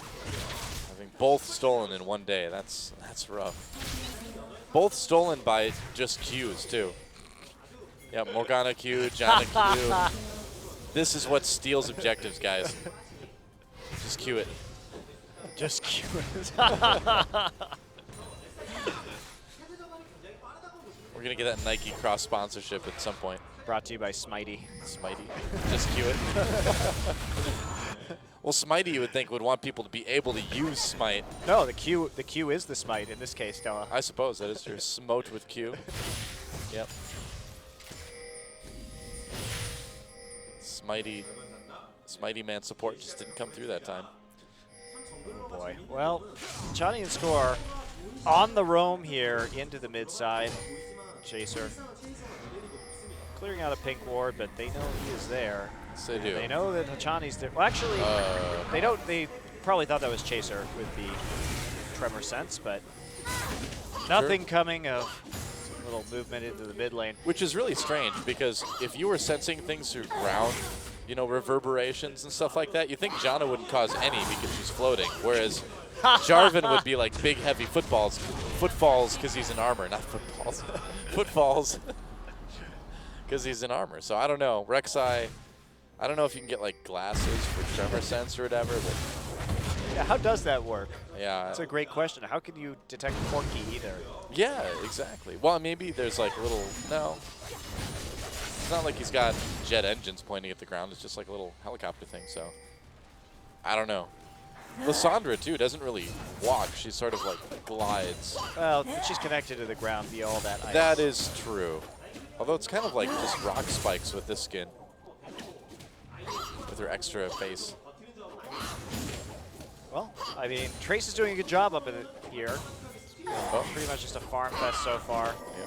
See, Q trading right there. Yeah. Trace is Just happy, Q it. happy farming up for the moment. Doesn't want to make the big plays. And here we go. Jarvan coming up into the top lane alongside Janna. We've had these 80 carries been farming by themselves, and they've been using the level 6 power spike on Corki. Of course, Captain Jack is going to see everything right there with the pink ward in the river. But Jack left to his own devices now that he can safely farm. He actually has pulled out to a farm lead against Arrow. Something that's pretty common, actually. Arrow not exactly known for his stellar CSing ability. Well, yeah, Pilot was way ahead of him pretty much all game last time. Looks like they're not going to try anything fancy right here. Someday has that hop to get out of the Cataclysm, and looks like a recall from Chaser. Yep. Meanwhile, GBM is a little bit down in CS, but not really in a worrisome way. Still pretty close. Che hasn't been able to do much so far, actually.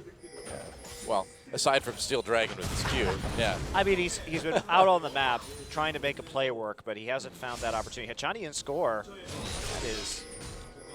Oh, here he comes. Well, now he's going to see that those Raptors are gone. Che is there. He should suspect that they are in the jungle somewhere. This is cute. And you see Oriana, Nagne is waiting right there. They're trying to spring this trap. Oh boy, they're trying to be so careful. Tremor Sense spotting people. Achani and Score ready. Chaser and Che, They know. They know there's they something should up here. know that there's some shenanigans. Chaser, he's going to walk right into it. Wow, Dark Binding, knock up. Che pops the ult. Will he use a Whirlwind as well? Oh, he got over the wall. Managed to make it out, and Che not getting stunned. There was teleports used by both sides. Captain Jack is right there. Score coming in. A kill, though. GBM just takes out Nagne in River. Captain Jack trying to get away now. He does not die quite yet. They make it back to the safety of the turret. And here comes Trace. They're going to lock up Score with the W for just a moment. Going in again. Achani getting low. GBM getting way to the back lines. Trying to take down Score. They force the flash there. And Someday not able to get that Mega Gnar. Not able to make plays. Mega Gnar ran out way too fast. Dragon is alive again, too. So Jin Air could get a second Dragon off of this. Yeah, looks like they absolutely will. Great timing. I mean, this is why you don't... Oh, boy. No, it's going to be okay. No. Yep. It's just a scary sound to go, whoa, over the wall. The W catches Score, and there's a pick for Jin Air and another kill going on to GBM. I would have ulted to a tunnel in my own jungle to try and contest that. A little bit dangerous. So let's take a look at what happened right here. I mean, there's just a teleport coming in. Nagne gets zoned out, and we're going to see the E right over the wall. Trace will ult Nagne, shot barrage. And there's an arcane shift forward, straight into a Q, and that is lights out for Nagne. And then the end of this fight. I mean, there's a reason why most professional teams don't try and do what KT just did. You can collapse much faster if you're the Jin Air Green Wings, and Nagne could never find his way into that proper. And the rest of the follow-up right there. Trace with some really good Lissandra play over the course of that one, and then KT deciding to go right back to where that fight started. Score will pay for it for his life. So in the end, it is 3 kills and a Dragon for 0 kills in a tower for KT Rolster. KT Rolster at least got bottom tier 1, but not much else to show for it. Yep. Tier 1 on top lane should be defended fairly easily by Trace. Meanwhile, Captain Jack getting a lot of damage done onto the spot turret.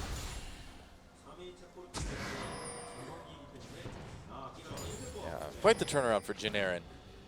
GBM looking very comfortable on that Ezreal pick as well, too. It seems like another champion that he is going to do well on.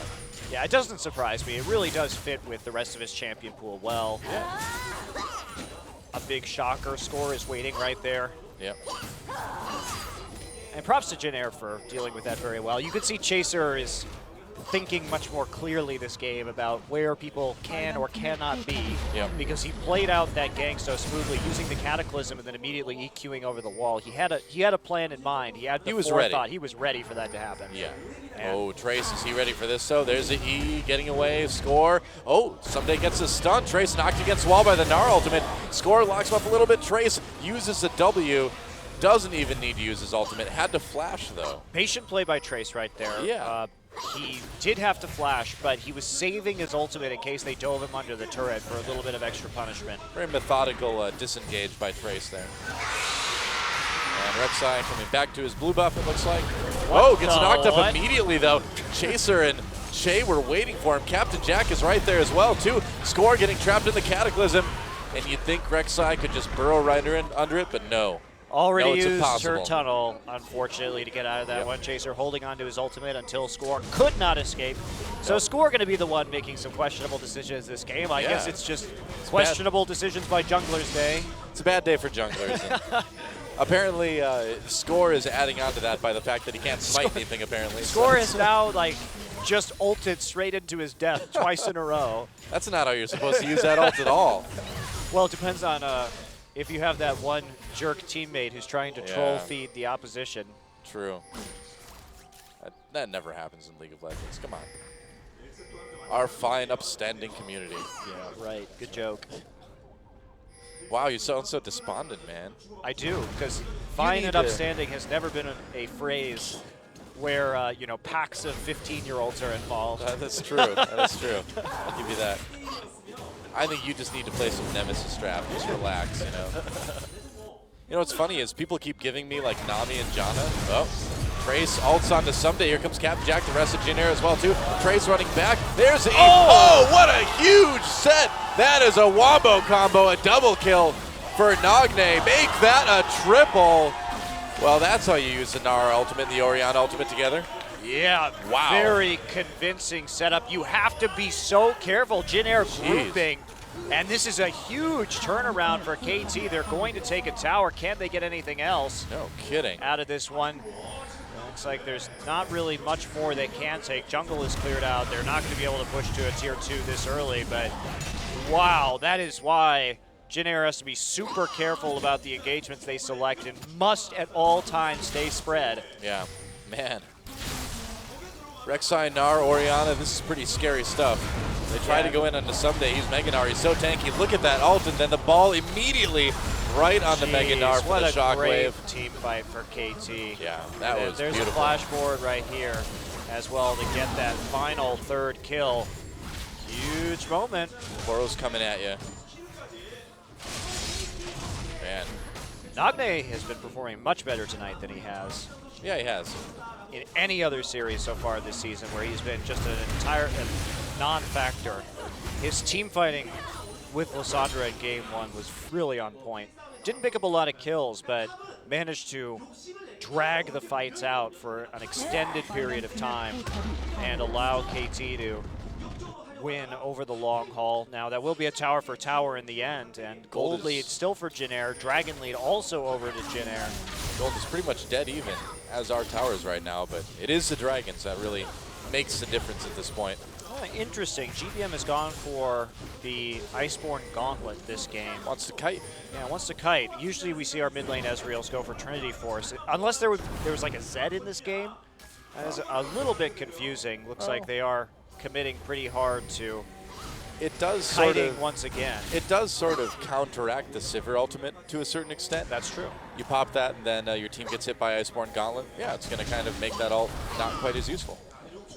And also KT, when you build the Iceborne Gauntlet here, the Sivir ult is the main way they have to engage. You really just want to follow up with the Gnar ult. That's a secondary form of engage.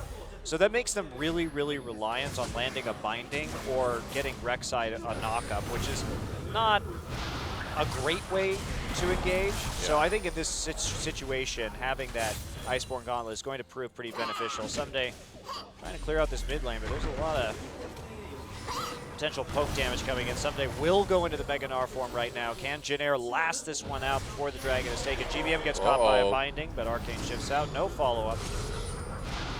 Close call there, but he's okay. Well, he had cleanse if he needed it. Oh, true. So. That's true. Now, if Mega Gnar is down, Jin Air can start making some moves towards this Dragon. KT backing off to their blue buff. They're just going to give Jin Air the positioning. Can they get this one? Achani getting caught. There we go. Oh, Chaser tried to lock him down the Cataclysm. They got the flash from Achani.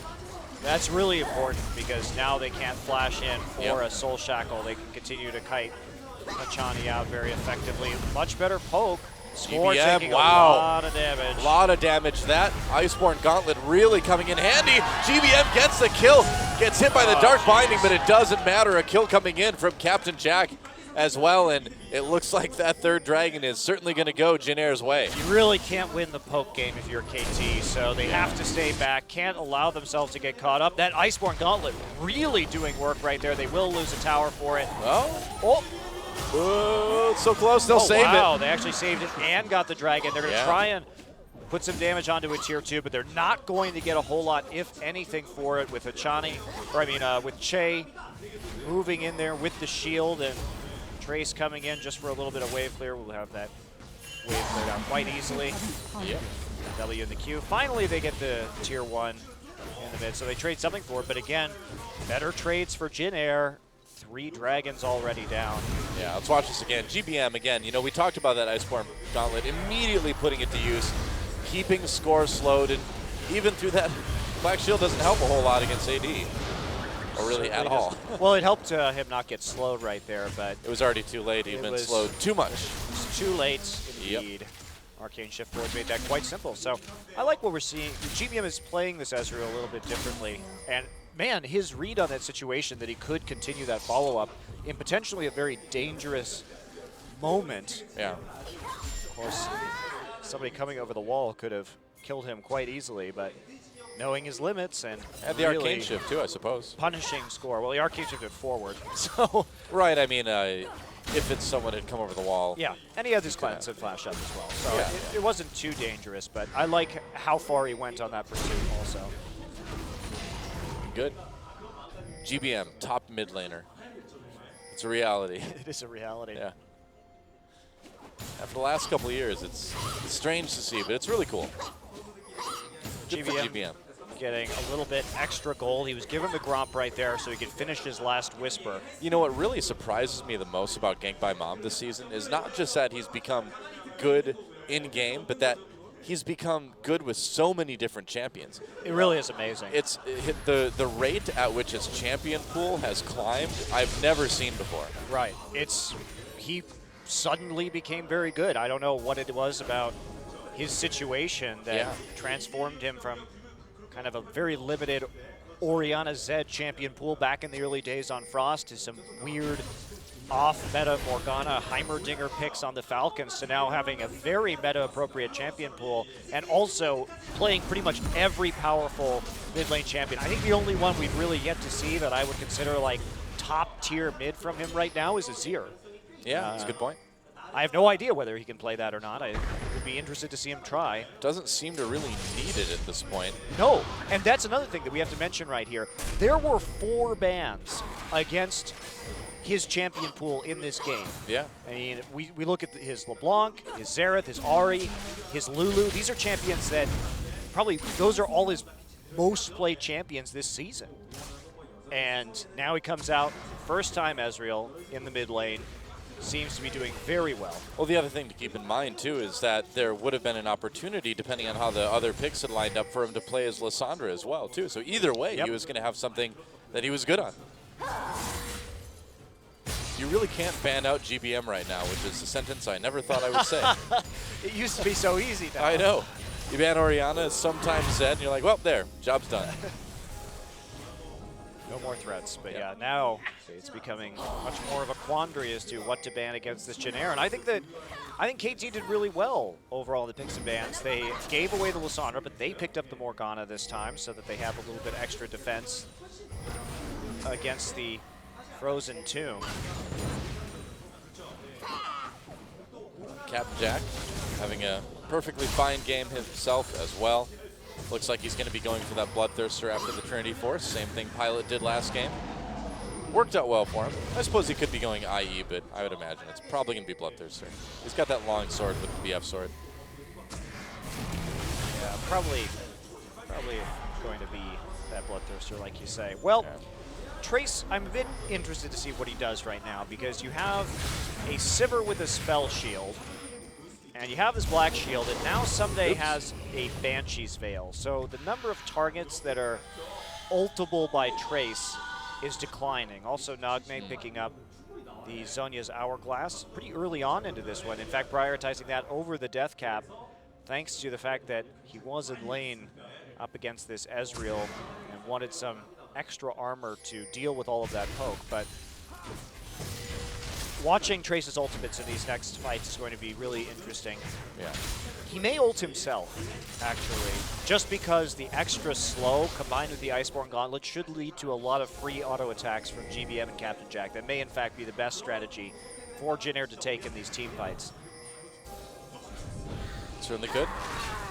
And Trace thinking about coming over the wall, but they don't want to overextend it all right now. Dragon is up in less than a minute. This would be their 4th Dragon if they can take it. Yeah, this is really pivotal. To have a 4th Dragon before 30 minutes is a massive... Really should have been 3. Yeah, massive advantage. It really should have been number 3. But that, John changing the course of this game. Yeah. Johnny trying to get into that brush, dodging some rockets as they want to take out this pink ward right here. No defense. GBM's deep into the mid lane, trying to push it back up. So KT will take control over the pit with that one. Nagne push out the wave to the bottom lane. There's a back and forth in terms of the vision control right now, but KT has that edge thanks to the mid lane tower being down. Oh, Jhin Air going to try and take it. They have 2 Sheens. They're in a big power spike. Well, they'll get that one easily, and now they can turn around on this and start to pressure KT back. And you're right, this power spike could not come at a worse time for KT Rolster, because if Jhin Air is on 4 dragons this fast, the rest of the game is going to be on a knife's edge. You know, honestly, Jin Air doesn't need this dragon. To a certain degree, now that they're in this 2 Sheen power spike, they already have the dragon buff and the, for additional tower damage and the movement speed buff. They could actually just rush the mid lane right now and start to punish with further tier 2s. In fact, that may be a better strategy. Someday does hit that Mega Gnar. They have the speed shrine right in the dragon pit. It's just up right now. Whoa, a lot of damage onto GBM. Good poke coming in from Nagne. And they're going to go for the dragon. Yeah, I don't think Jin Air can do this. You going to get it? Yes, they will. And here comes Someday. An ult. They catch Chaser. Chaser gets out, though. No kills yet on either side, but the dragon is taken by KT. But like you said, you know, Jin Air not needing to go crazy trying to take it. They've got 3 already. They can let KT have that one. I think they should have rushed. I think they should have just rushed the mid lane. I don't understand really why you poke right there. You see the Mega Gnar is up. They just took the Scuttle Crab for the Speed Shrine. You just got to say screw it at that point. They had mid lane pressure. Go take the tier 2. Punish them a little bit for it. Instead, they get nothing. But they could have taken that tier 2 so quickly. And still gotten out. Nobody up in the top side. Yeah. They have Janna and they have the dragon movement speed. There's no way that KT's really catching up. Making a move towards the Baron pit now. They're actually going to activate it. Well, GBM activates it. Doesn't look like they go for it. Well, forced a Rek'Sai ult, however. Yeah, they did. Okay.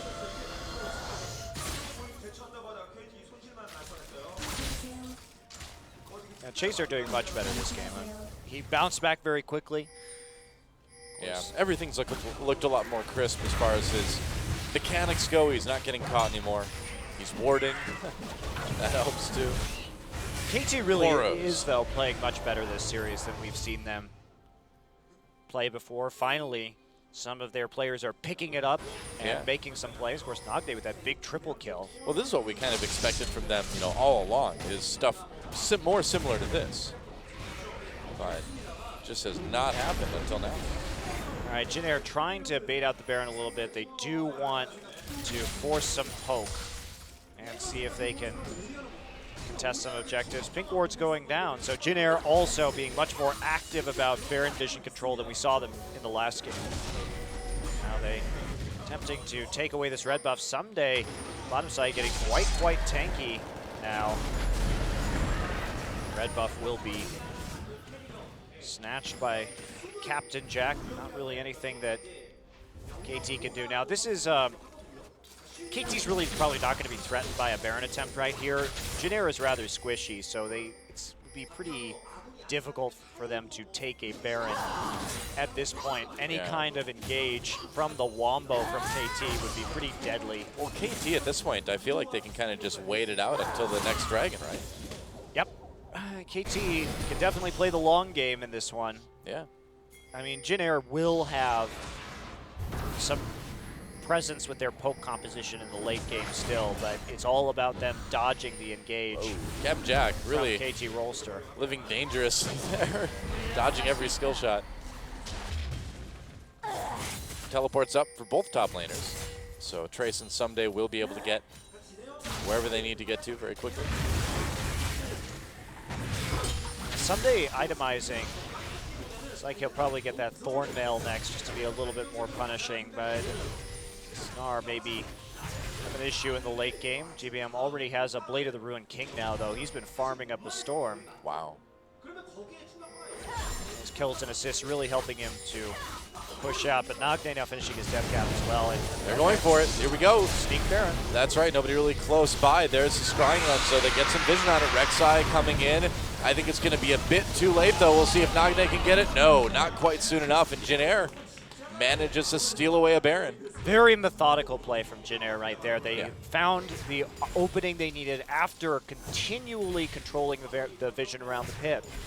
So they get one absolutely for free. Well, this is a good game. Both teams are really doing a lot of what they should be doing. And Jin Air is still clinging to a little bit of a lead. Dragon up in less than 2 minutes as well, too, now. So KT kind of wanted to wait for this one, but now they're going to have to deal with some extra lane pressure from a couple Baron-powered minion groups. Right, and this is actually really problematic because with this composition, Jin Air actually can execute a 1-3-1 split push because they have these two Sheen-powered AD carries with escapes. Yeah. So they can play pretty safely and just put on some very methodical pressure right here alongside the Lissandra with the teleport available for use. It looks like they're just going to set up around the dragon, go for number 4. All right. KT does not want Jin Air to have this one again. You don't want to be at that potential 5-dragon point in the game for one of the teams. Can get pretty darn deadly right here. Yeah. Well, Trace nearly hopped on by Gnar, but I wouldn't want to hop on Lissandra if I... Actually, Sunday's in a really good position right now. He's going to force the ult out, actually. Yeah, I guess so. Trace has to get back over the wall, but look at that. That's got to hurt to jump on all those spikes, though. I would not want to do that. Oh, that little ring around the rosy, though, is going to cost KT a tier 2 turret. Nobody there to defend against this minion wave, and this is that 3-lane pressure that they can exert pretty safely. I like how Jin Air has identified this. Yep. That they can do it, especially with GBM on his own with Cleanse and Flash. I mean, on Ezreal, it's like nobody's going to be able to lock him down. Oh, have they caught Hachani here? Dragon at 30, Captain Jack locked up with the Dark Binding, but Hachani in a little bit of trouble, dodging these skill shots somehow. There's some nice poke from GBM, and the True Shot Barrage, not enough. The shield saving him at the last moment. Jin Air, though, should be able to turn on this Dragon now. If they choose to, a lot of damage onto Someday. They're going to push him back now. Put a bit more pressure on the mid lane. GBM is doing a lot of damage to Nard, actually, thanks to the Last Whisper. He is getting pretty scary, even with that Thorn Mail completed. I was going to say, you don't often see a tanky champion with a Thorn Mail getting that much damage onto them. And there's a 4th Dragon for Jin Air now. And things are getting a little bit worrisome for KT Rolster at this point. I should say maybe a lot bit worrisome. Yeah, it doesn't seem like KT will be able to pull through on this one, but you never know. The thing is that while KT is behind, they still have this Wombo comp, and they only need it to work once in order to turn this game on its head. It doesn't even really matter how much gold they are behind. We've seen what they can do. They can be, I mean, if they're 10K gold behind, they probably still won't win, but 5, 6K, absolutely could turn this one around still. Yeah. But you can see after that first Wombo hit, Jin Air been adapting, playing a lot more spread out, just playing to their win condition, playing for the poke. To a certain extent, it's kind of fortunate for Jin Air that they lost a fight like that early on, so they can be like, oh yeah, we have to be careful about this. We could get totally wrecked if we don't play safe. Yeah, absolutely. You can see how far GBM is playing back right here. Yep. Just going through the jungle. Lots of wards, though, for KT. They have maintained good vision. They're not getting surprised in their own jungle. Might have to change his name to GBGBM soon. Gank by mom. It's getting dangerous. Nagne really low health at the moment. He's going to have to go back. Not a lot done with that Baron buff, though, when all is said and done. Nope. Well, they did get the 4th Dragon. That was kind of the big thing. They got the tier 2 turret in bot lane. So a little bit. It's a very patient game. Yep. Johnny must have eaten something that didn't agree with him. They have to scream loudly like a banshee. This pizza's too greasy. It's the Morgana heartburn noise. Yep. I think Lissandra's making more of a I ate something that didn't agree with me noise. Constantly, yeah. The constant vomiting sounds. Yep. That's right. They should make a skin where Morgana just vomits, projectile vomits. Just disgusting. Wow. Well, they already have Kog'Maw projectile vomiting everywhere. I don't see a problem with diseased Lissandra. It's a little bit different if it's like a humanoid, you know? Is it? Yeah, it's a little bit grosser, I think. I don't know. Kog'Maw's pretty gross. I am H.O. Monty. He is, but he's a monster. You expect him to be gross. Food poisoning Lissandra. That's right. Yep. Don't even need to change the Korean sound effects. You could just use the Korean sound effects for all of the Lissandra skins across all regions. the other regions. Yeah, that's a really good point. Wow, we are saving Riot so much money. Don't even need to hire a voice actor. No just kidding. do the art. You're welcome, Riot. And I'm sorry, voice actors. Toa, putting voice actors out of business. I know, right? I'm just trying to spread the wealth. It's supposed to trickle down, isn't it? Some say that it does. Others are more skeptical. We're working on it. We just need Nami. I've heard she's an expert on the trickle-down effect. Economist Nami. That's right. The waterfall effect. You just get all the wealth right away. That's more like socialism, though, isn't it, I suppose. Well, Politics that's and League pretty of Legends. arguable. Depends. All right. Oh, more pick attempts. Janair, strong ring of vision around the pit, but they are going to be seen by Scores Q. And Baron up at 30. Janair using that Raptor buff from Chaser to go ahead and clear out some of those additional wards. And setting up for the play. They really should be very careful about this, though. They shouldn't just do it, lest they be TP'd on by a very angry Gnar. But Mega Gnar has just been popped. Just cue it. Just, oh. I don't really know what they expected right there. Well, I mean, they weren't moving. So, Score can't see them. Yeah, GBF keeps getting hit by the Q. It reveals you for 2 seconds. Here we go. Aha. Eat red hot true shot barrage. Score. Well, they should know that the Baron's not being done because there's no movement in the pit. Yeah. They should actually, Janair needs to get better at acting. They should just be running around in little circles right now, pretending that they're dodging Baron skill shots. No, I'm being serious. That's true. No, they know there are no wards in there. They should be pretending to actually do the Baron. Well, they're not pretending anymore. This is real. See, now Jack's moving. Now they know they're doing it. This is risky. Man, Janair, get your acting skills together. At least pretend to take it. Yep. Oh, Arrow. Ooh, Arrow's in a rough spot. Someday coming in, though. There's the ult. Do they have any follow-up? Stun on the Chaser here. Score. Trace way behind enemy lines, going deep after Arrow pops at Zonia's, gives the rest of Janair a chance to catch up. Someday still kind of on his own, but he's so tanky right now. GBM in the Raven pit. Looks very comfortable, though. Standing on top of a nice Tormented Soil. Well, nothing really going to come out of that. Except for maybe a Baron. Captain Jack Maybe not. was saved, really. Oh, he actually QSS'd. I thought he has a QSS now. Che, I thought, used the Crucible, but Jack with the quick cleanse on the Someday stun. Not a really good ult from Gnar, though. Yeah. In that fight, really only.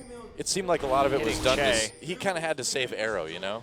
I mean, that's really what it was all about. Arrow got a little bit caught All there. right, well, here's Dragon number 5. Yeah. No ults up, no Gnar ult means it's going to be a very difficult fight. Oh, they're just going to give it to him, I They guess. have to give this up, really. Yeah, Oh, they're nothing going to can be try to done. come in. Yep. Someday does not get knocked up. Thank you, Banshee's Veil. Now it's a pretty easy time to push down on this Baron. Yeah. They get some more wards in. A couple pink wards on the side of Janair. Che will use his Oracle's Lens, start sweeping as best as he is able. Now they're not going to sweep that brush. Looks like there is in fact a green ward in there as well with the pink ward. Lots of minions up in the top side. Jay has to flash out of the shockwave, but that's yet another skill that's down. They really need these ultimates in order to team fight. Fortunately, Somedays is back up for KT. Yeah, I don't know about that, Dogne. I think that was the wrong time to use that ult. Well, Baron being done by Janair right now can score, steal back something possibly here. He's in position. He's got his smite ready to go. Janair still poking away at that Baron. They're going to back off. They're going to turn onto Someday. Someday's got a GA, too. He is not going to go down easily. Baron regenerating some health there. Back up to full again. They don't have any pressure right now. They really need to start moving down the lane. They don't want to fight in this pit. Yeah. Shockwave's going to be back up at about 30. All right. Well, Janair thinking about pushing through mid, perhaps. Or just recalling. Wow. All right. Not really using this aspect of the dragon. It is up. Yeah. Halfway through right now. Of course, Janair can continue to take that buff, but even so, Janair playing very cautiously around this. Yeah. KT could do something crazy here, but it doesn't look like they're going to. I don't blame Janair. This is the way you play this out. You're playing a poke comp. You can't get too aggressive. Yeah. The danger of getting womboed. Well, you don't want to lose those dragon buffs. Pretty you just got severe. too. Yeah. So they will just go back to controlling the waves, pressing this out, trying to turn something into that. And Someday has his TP up once again, so he will be able to safely clear out the wave here on the bottom side. Giant Jarvan has entered the rift. Giant Jarvan. I love the fact that they added an item that increases bottle size. It is fun. Well, here we go. Baron being taken by Jinair. The rest of KT there. Jinair may have to break up this one. They're not going to. Teleport coming down. Jinair does back Trace away. with the great positioning. That's right. They could come from the side here if they wanted to. Trace ready to come over the wall. I don't think they know that Trace is there either. I don't think so either. KT being very reluctant to commit to anything. Here we go. Trace over the wall. What an ult! What an engage! A double kill immediately for Trace. And Jinair annihilates KT. Wow. That was fast. What a great bait by Jinair. No kidding. Trace knew his target, and that was the question. Who is he going to ult? But he surprised Nagne before Nagne could Zhonya's and just annihilated him in the back line, taking out the carries. Fantastic flank. Yeah, and when you've got that 5 dragon buff, you do not need Baron to do something like this. Obviously, only Someday and Score left to defend. The turret's going down. Jinair with a good chance to end it right here. Score and Someday have to do quite the mammoth defense, but look at that. Someday knocked away. Nexus vulnerable now. Score taken down. Looks like Someday soon to follow, and nobody else will be up in time. GA doesn't matter. GG. Jinair takes game 2.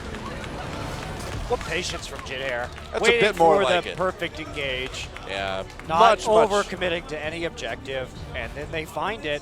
Trace gets in with an insane angle on that Lissandra ultimate. It's a great fight. Right in a choke point in the enemy jungle. Much better game for Crushes Chaser as well, too. Much more methodical, much more intelligent. And apparently, we've learned that pretty assuredly now at this point, you cannot ban out GBM. Yeah, very interesting. And I like Jinair's confidence as well, banning out the LeBlanc and the Lulu. Lulu a bit surprising to me that they would ban that out. LeBlanc not so much, because that has been a go-to for Nagne. But instead, they turn it around, and there you go. Trace will never look happy, even though he just had a crazy play that won the game. He's kind of like Ryu, or only where Ryu looks sad, Trace just looks kind of upset all the time. I think he looks angry. Yeah, kind of angry. Yeah. It's like, oh, I have to put up with all this stuff. A victory for Jinair, and we are going to game 3. And KT, again, you know, despite the fact that they lost that last game, again, looking much better than we've seen them in recent weeks, too.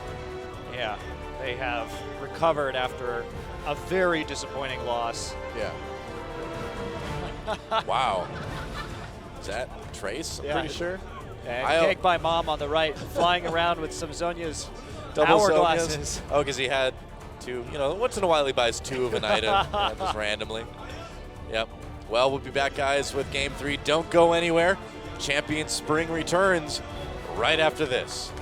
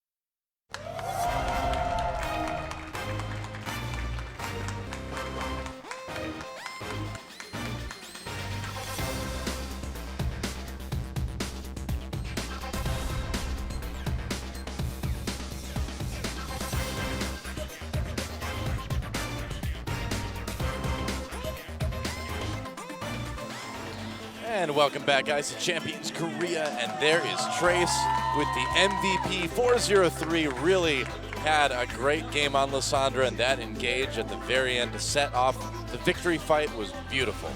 Yeah, I mean, he had just a great game all around. Look at this. He got the right teleport in, worked very well with GBM to take out Nagne, and then turn this fight around too, getting that W on to score, and then they're able to turn on to Hachani right afterwards. Here is score, ulting to his demise. Yep. I don't even know why he queued right there. I mean, they can see him with a pink ward, but that doesn't seem like, if they didn't have a pink ward there, he would have let them know that he was there anyway. Yeah, it's a little bit odd. Chaser not having such a great game in game 1. Score having an uncharacteristically bad game in game 2. Very good. Yeah. Ultimate right there. Forces Hachani to waste his ult in response. Tries to delay long enough, but can't quite make it. And this engage. W first. Oh Also boy. himself. Nagne just absolutely exploded. Yep. And Trace will never be happy about It's anything. like, I hate it all. Ryu may be sad. Trace is just Filthy mad. plebs. Why do I have to play with these noobs? Oh well. Nothing's good enough for Trace, I guess. And over on the KT side, you know, they won the first game of the night. They could still take it. We'll see if they can turn things around here, but I've got a feeling a Jin Air back in form is going to be able to finish this one out. And look at that. Another change for Jin Air, switching back to Pilot in Game 3. Goodbye, Captain Jack. Thank you for playing. It's going to be funny if they play Corki all 3 games. I know, right? With 2 different AD carries. It's the subtle differences, you know? And so, our team profile, obviously a little bit of a change here. Pilot in for Captain Jack for the Green Wings Esports Club. And KT, of course, staying the same. They have no one to substitute. Pilot playing a lot of Corki lately, and he really did have a very good game 1, despite the loss. Pilot and GBM played great. Yeah, they really did play well. We even saw that Ari get banned out Yeah.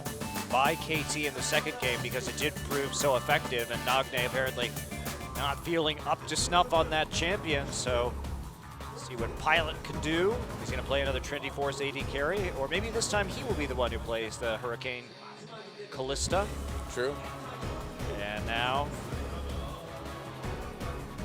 see what these teams have in store for us. Maybe that Xerath will make it through the pick and bans this time. See, Trace doesn't put up with anything from anyone. In the lobby right now, Arrow is like 2-1 or 1-2, and Trace just responds 11.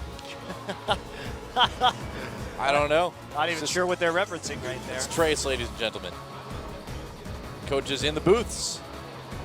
And that means it is nearly time for picks and bans for our final game of the night.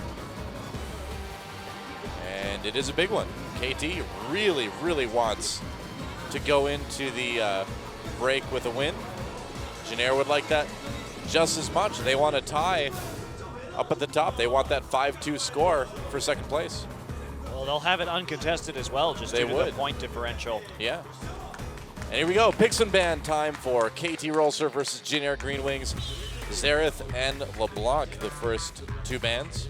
There's that Rek'Sai ban, okay. In all of the sets so far. Looks like KT may be going back to their first game bans of Xerath, Rek'Sai, and Kassadin. Meanwhile, Lysandra will be banned on the red side. So I like Lysandra that. banned for the first time in this series. In game 1 on red side, Jin Air banned LeBlanc, Gnar, and Lulu.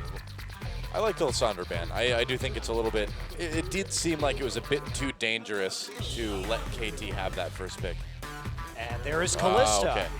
So Kassadin may be falling through picks and bans this time, as Gnar will be the final ban. Lulu and Kassadin both up. Lulu will be the choice. So will Kassadin be taken by Jin Air Green Wings? They've got a lot of options here. John is still available, Jarvan's still available, Morgana's still available. You know, I'm not too afraid of Nagne's Kassadin if I'm Jin Air. Just after we saw the performance that he turned in against Incredible Miracle, where he really had no effect on the champion. I like this, if they do pick this Ezreal first too, I like it. It could go mid, it could go AD carry. It really tells KT nothing, and it's safe against, you know, really any mid laner they pick or anything they pick. Not to mention that it really discourages the pickup of the Cassidy in the mid very lane true, yeah. for KT, because they're not going to want that matchup. So I think you're absolutely right. The Ezreal may be a strong early draft decision here from the Green Wings. So Jana Ezreal not really showing too much right there. I actually think that's quite clever. It's very smart because Pilot, you know, it's not just like, oh yeah, I suppose the AD carry can play it. Pilot actually has recently played Ezreal too. Right. So there's that very real threat on Jin Air that doesn't exist quite as much on some of the other teams. And this will also open up the possibility of last picking the Cassidy as well for Jin Air. Now the Yes. Ahri is available. That is going to be locked in. So KT allowing that to fall in. Now they did pick up the Ahri. Their first round of the draft last time was Corki and Ahri. So mixing it up, Yeah. Jarvan Ahri goes over. So looks like we will see a top lane Lulu more than likely. Yeah. Could be flexed into the support role, but Yeah, generally speaking, though, she's not the strongest support when compared to her abilities in the mid and top lane these days. true. Jin Air may take Rumble, but that would be that's a losing matchup into Lulu. Of course, that range and the shields from Lulu does make it quite difficult to play Rumble and CS. A lot of auto attack damage raining in. Oh, wow. That would be really bold to take the Corki and show the mid lane Ezreal right away. I suppose. Now, I would guess we'd be seeing a Sivir out of Arrow. But the mid lane Ezreal, now that they've seen the mid laner, I think it's smart just to save this.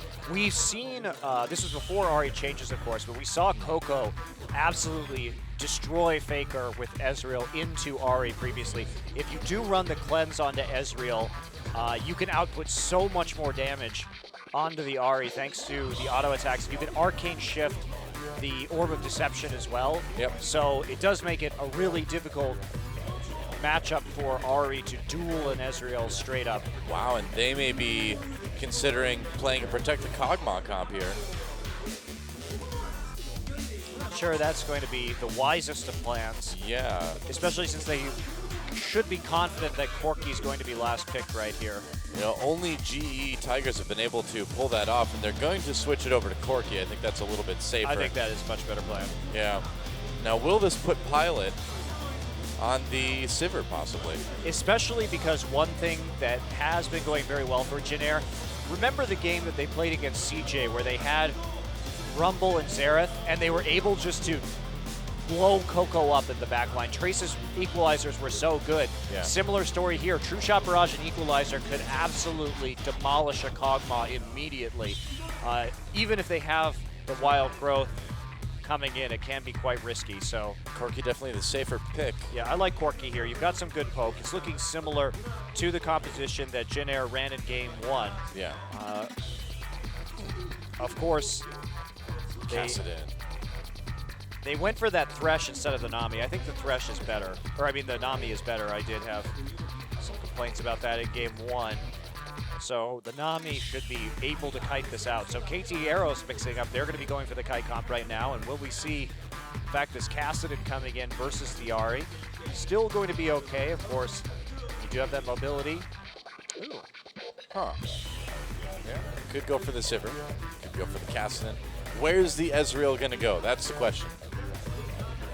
So it will be Cassidy. Okay. All right. Well, like we said, Pilot has played Ezreal. I believe it was 4 games ago or so.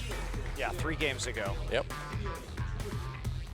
Well, interesting. I like the Cassidy here, too. There is, of course, that matchup versus Ahri where you will be able to block a lot of damage due to the magic shield.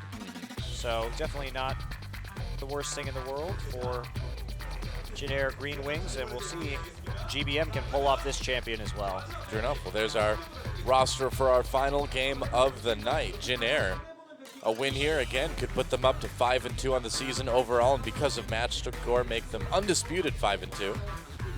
Whereas KT Rolster, if they were able to take it, they would tie Najin in match score, but in game score, they would still be pretty far behind. Yeah, they would be.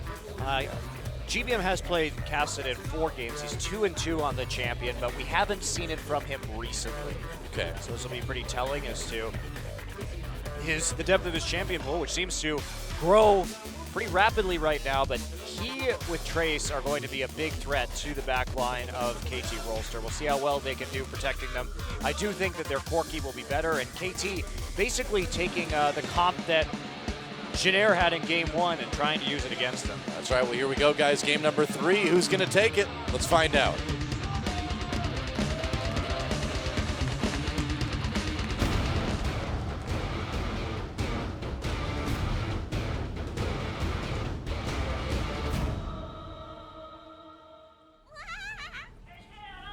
All right, welcome to Summoner's Rift, KT Rolster versus Jenner Green Wings. Fans are ready to go. I'm ready to go. Are you ready to go, Monty? I am indeed, and I really good. like KT's comp. Again, they get through with a good draft. They basically, I like the Nami a lot better than the Thresh that we saw from Jenner. I think that if Jenner had the Nami in game 1, they may have been able to win some of those team fights with better tidal waves. And they have the Jarvan instead of the Lee Sin, which will have much more of an effect into the late game with the crowd control. So all in all, KT, they have the top Lulu instead of the Morgana, still going to be used primarily for peel and for kiting. But I have to say, overall, I think KT has a better version of the Corki Ari kiting composition that Jenner fielded. Meanwhile, Jenner, a lot of mobility, good disengage, and good engage as well coming in from Kassadin and Rumble. So we'll see if they can catch some of the more slippery members of the KT Arrows. Lulu always has a great time. She's A bit insane, of a so laugh that helps. in the jungle. Well, the insane in the happy way, not insane in the Like, more self-loathing or sinister sinister way. A little bit sinister. I don't find Lulu particularly sinister. I don't know, man. She turns people into edible items. But she doesn't eat them, so. True. But still. I don't know if you've read her lore. It's a little bit sinister. That's what I'm told, but you know I don't read League of Legends lore. Did you know that her... no, I didn't know. Whatever you're about to tell me, I didn't is, know. Her hat is the crown of Jarkman II. Got a very funny crown. Not your average crown. He too was insane. That's right. That's true. But that's mostly due to inbreeding in the royal family, of course. Yes. A classic. A nobility classic. Ah, yes. Pan-cultural. The good old days. Well, GBM hitting that level 2 a little bit after Nagne. They're going to be okay. So don't worry. Oh, Arrow dodging that whirlwind. Ooh, level 2 advantage. Yeah, just cue it. Yeah, Cheyan. Well, good zoning now. I mean, with Janna Ezreal, you will be able to put a lot of pressure on. And there's a Q landing right onto Nagne. Chaser doing some damage. Chaser with the level 2 ganks today. First one didn't really work out for him. Again, just taking that one buff and trying to make a play. Trying to redeem himself. Doesn't actually do much. Oh, wow, here's the reverse level 3 gank score. Not going to get in range of the flag and drag. Meanwhile, Chaser will not come to his teammates' aid. Instead, just quietly taking the Scuttle Crab. Well, GBM walking away from that one casually in a way that you would think Cassin would just see this gank coming and be like, oh my, and just back away slightly. It wasn't very stressful. Sound like George Takei. Oh my. I wish Cassin was voiced by George Takei. That would be amazing. We can work on it. You know, we have to be careful though, because you know, again, with your like vomit skin ideas, we don't want to have all the voice actors lose their jobs to Korean Lysandra. Or former Star Trek actors. That's right. He'd be way more expensive though, I would think. Yeah, probably. He's a pretty popular guy. I've heard. People are aware of him. A pretty standard early game, pretty passive across the board. A couple little gank attempts, a lot of farming, a little bit of poking. That's about it. Yeah, they've had some pretty famous voice actors. Yeah. In League of Legends. You know the Rumble? None of them have been on StarCraft. Star Trek. Freudian slip. Gamian slip there. I don't know what you say. Video Gamian slip. Do you know the voice of the guy who did Rumble? Oh, as we see a gank right here. Oh, Trace. Oh, there's a chilling smite. He's going to have to find a different way to get away. He's in a Chaser's lot of here. trouble. Going back in, there's the safeguard. Can Trace actually make it out? The shield. Oh, but he gets standarded. And first blood goes to score. Chaser retreating back to his own turret. Yeah, Trace caught out a little bit Yeah. in the river. So what happened? What's the deal with his voice actor? Oh, it's the same voice actor who did Zim from Invader Zim. Really? Yeah. That was a good. That was a cult classic of a show, if was ever I great. saw one. It was quite good. I could see it. Did he do the voice for Super Galaxy Rumble though? I don't know, but I will think less of him if he did. That skin You- is the most annoying skin in the game, hands down. You will at the same time love and hate him, just like at the same time Gollum loves and hates the Ring of Power. Yes, exactly in that same manner. Exactly the same. You watch Invader That is- Zim and you're that like, is my a- precious. That is a great analogy. Thank you. There, Doa. Your simile skills are off the charts today. Hooray. Well, Score waiting back by the turret, going to try maybe a little bit of a lane gank. And with Trace minus his flash right now, he is going to be a very tempting target. You can see him warding that try, or he doesn't have the try warded, rather. Yeah, And Trace is just going to need to be really far back for a while. He needs to play back. I mean, it's not the Yeah. biggest deal in the world if Rumble dies early. He's not losing XP because he did have the teleport up in order to get back into lane, and that's really the most important aspect of Rumble, is having that experience. Trace is under the turret, though. He's not level 6 quite yet. Will hit 6 off this wave. Just be careful about a dive. Wild Growth is available, of course. True. Wow, he's actually not going to hit 6 off this wave. That was a huge wave, too. A bit surprising. Looks like he's like two minions away. Yeah. Yeah, he's not going to. This would be very silly Bit of of bad him to luck. walk up. Score really committing to this gank, though. They want to punish this Rumble early. I mean, I don't know if this is the best plan. Remember that CJ tried to punish Trace early on, and Trace died several times, and yet that game still ended at Jinner's favor in a quick 35-minute set, and Well- Trace managed to make himself extremely useful despite being pretty far behind. Well, yeah, that's the beauty of Rumble, right? Is that you aren't as item dependent as a lot of other champions. You still have good amounts of damage on your abilities no matter what, and your ult is always going to be helpful. There we go. Just equalizer used just as Score gets away, too, which is kind of funny. Wow, Score used a lot of time Yeah, he did. in that top lane, and Trace Nonplussed. playing very cautiously. I hate robots. Go ahead and do the Krugs right here. Meantime, Chaser and Score haunting the river and the mid lane, but nothing really going to come of it. Chaser just looking for an opportunity, standing in the river, will W his way back into his own jungle. GBM holding up very well against this Ahri so far, no surprise, starting with the Flask, now moving into the Catalyst, so tons and tons of sustain. Yeah. Pilot has not gone back yet, which leads me to believe he's going to be going for Triforce and skipping that tier right away. I mean, if you go tier and your Kassadin is starting to run out of ages, oh, Arrow takes some damage. That would be a pretty low damage comp for a while, wouldn't it? Does that seem too risky to you? What do you think? Yeah, you would run into a pretty big power trough right there with Rod and Tier. Yeah. So I agree with you. I think that that's going to be the better itemization option, is to go for that Trinity Force immediately. Yep. But you also have the Rumble too, which will have some power. So Yeah.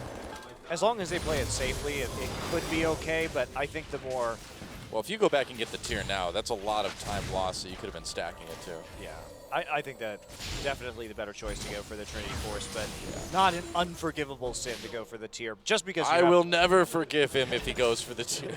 just because you have the Rumble. But the Rumble is behind as well and has died. Pilot will so- be dead to me. I see how it is, Doa. You're so fickle. I am. Easily It's true. disappointed. I thought I I- was the easily disappointed one. And, well, you know, it's different for me in AD carries. I'm very particular about the qualities that they must have. Yeah. You've been burned too many times So by I've been, your I've been lane hurt too many partners. times, Monty. I just want an ADC that does damage and goes all in whenever I want him to. Get the bloodthirsty kills. Yeah. But I think Pilot's going to go Triforce first. We will see. A long time Yeah. here, but not so much action happening in the bottom lane. Just has been pretty farm-centric so far. Although, Pretty see much. Shea out of pots, while Hachane has that little bit of sustain, so hasn't been quite run out of those consumables quite yet. Well, you do have that edge with Nami as well, too, where you can just focus on getting mana pots and then just be healed by your W.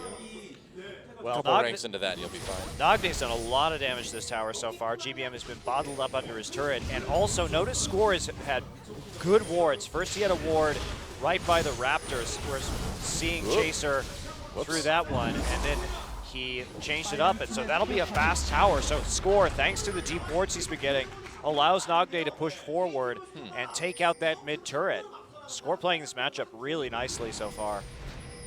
And GBM push back now to his tier 2. Gonna try and take the dragon right here. Looks like Jin Air will have to give this one up in favor of a little bit more scaling. I don't think they can really reasonably go after this. Trace Just queue it. doesn't have equalizer. Yeah, everybody there. Oh, true shot barrage. He thought they would have pulled it out a little bit, but I guess not. Oh, all right. They're going to go after Chaser as well, too. There's a kill. Tidal wave comes through. Nagne in a lot of trouble. GBM goes down, though.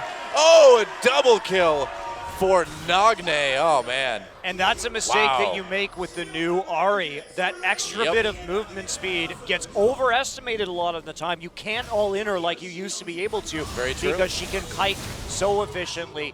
Chaser gets caught out. You got to leave that one behind. There was a ward right there.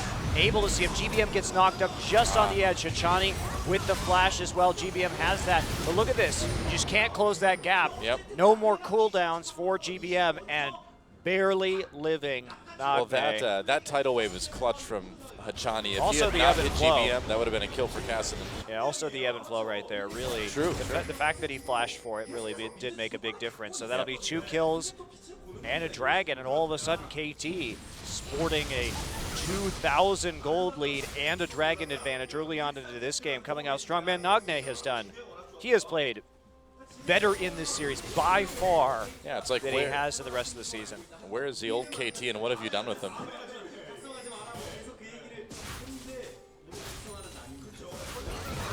Oh, all right, so Trace just clearing out the wave there. But yeah, I think you have to know when to give that one up. Chaser should have been heading topside to see if he could do something on the opposite side of the map instead of wandering around near Dragon. Trace just couldn't help thanks to his ult being down. Wow, and Pilot did actually pick up that tier. So he is dead to me now. Oh well, GBM, they're gonna find Score here going in with the safeguard, the Q as well. Nagne trying to get a kill, and he will on the gank by Mob. Chaser in trouble as well, but Trace coming down from the top lane is enough to scare Nagne away. At least he doesn't want to go into that jungle. He had a ward by Red, so he knew where Rumble was. All right, Rod of Age is completed, but still more and more damage piled onto this tier 2. Hachane there now, joining Nagne for a little bit of pressure. 80 carries just playing back. Yeah, I don't know about this, though. I mean, obviously, if they can survive long enough, the power spike will be massive, but they are already 3,000 gold in the hole. They just cannot give up as many kills as they've been giving up. That's the big problem right now, is that, yeah, you might lose a turret or two, but again, if it's for the long game, you can survive that. But getting caught feeding this Ahri is not something you could do. And this new Ahri, man, with 5.2, this is going to be one of the big priority picks going forward until something changes. Well, it will change pretty quickly, I think. I would think so, yeah. Obviously, this champion is a pretty potent selection right now. There really are no obvious downsides to her. Yeah.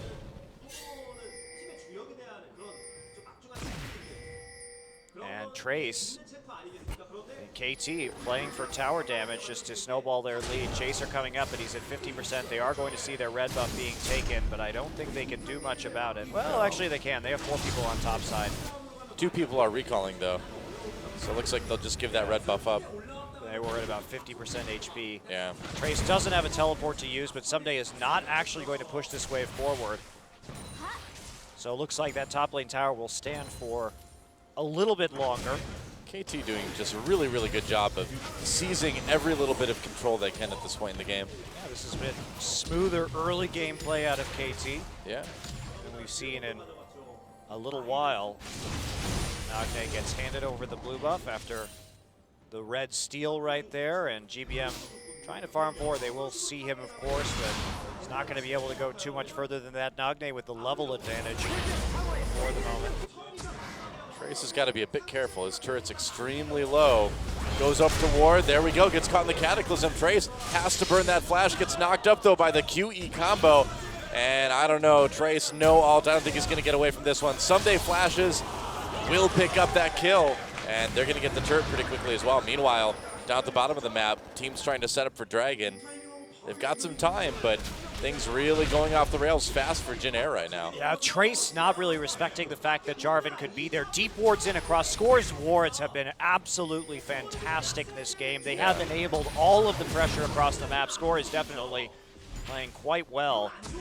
And they do get the Scuttle Crab, so... And next time I run a D&D campaign, I'm going to make an evil wizard named Scores Wards. Scores wards. Sounds like an evil wizard if ever I've heard one.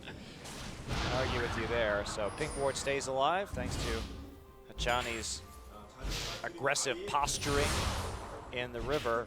And look at that, 2 core items already done for Nagne. He's quickly running away with this game. I'm not sure how GBM is going to be able to come back in. Trace, too, in a bit of a bind.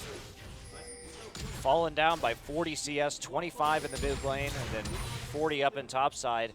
They're going to try and contest this Dragon all the same. They have the equalizer, but that's about their only advantage right now.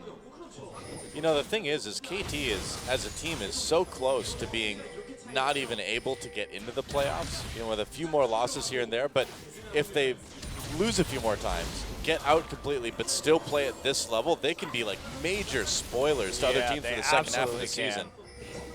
Man, it's like scary to think about. The revenge of the KT from beyond the grave, pulling other teams down with them to the netherworld. Well, lack of wave clear here. Not going to make defending the tier 2 easy. Pilot has to shoot the True Shot Barrage. I'm not sure it's going to be enough, though. It looks like it's not, even with the Janna shield. Wow. KT doing a great job of snowballing this one. Constant pressure on these towers, looking a lot like game 1. Very clean rotations, and 4,000 gold ahead. So Jin Air is really going to have to do everything they can to play from behind, and we've seen them do it very well before. We saw it already today.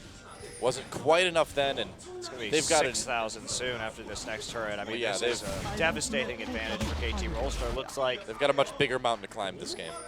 Maybe they can make some of it up with their first turret of the game. 4 turrets to 0. That's a Dragon as well for KT, and Jin Air, I don't know how they're going to come back in this one.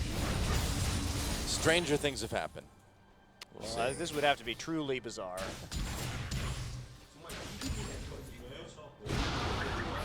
And Jin Air really rising to the occasion against some of the top teams in this league, but when they have to face IM, when they have to face KT, they a bit cocky and stumble. Some players, Che and Chase, are making uncharacteristic mistakes in those matches. Yeah.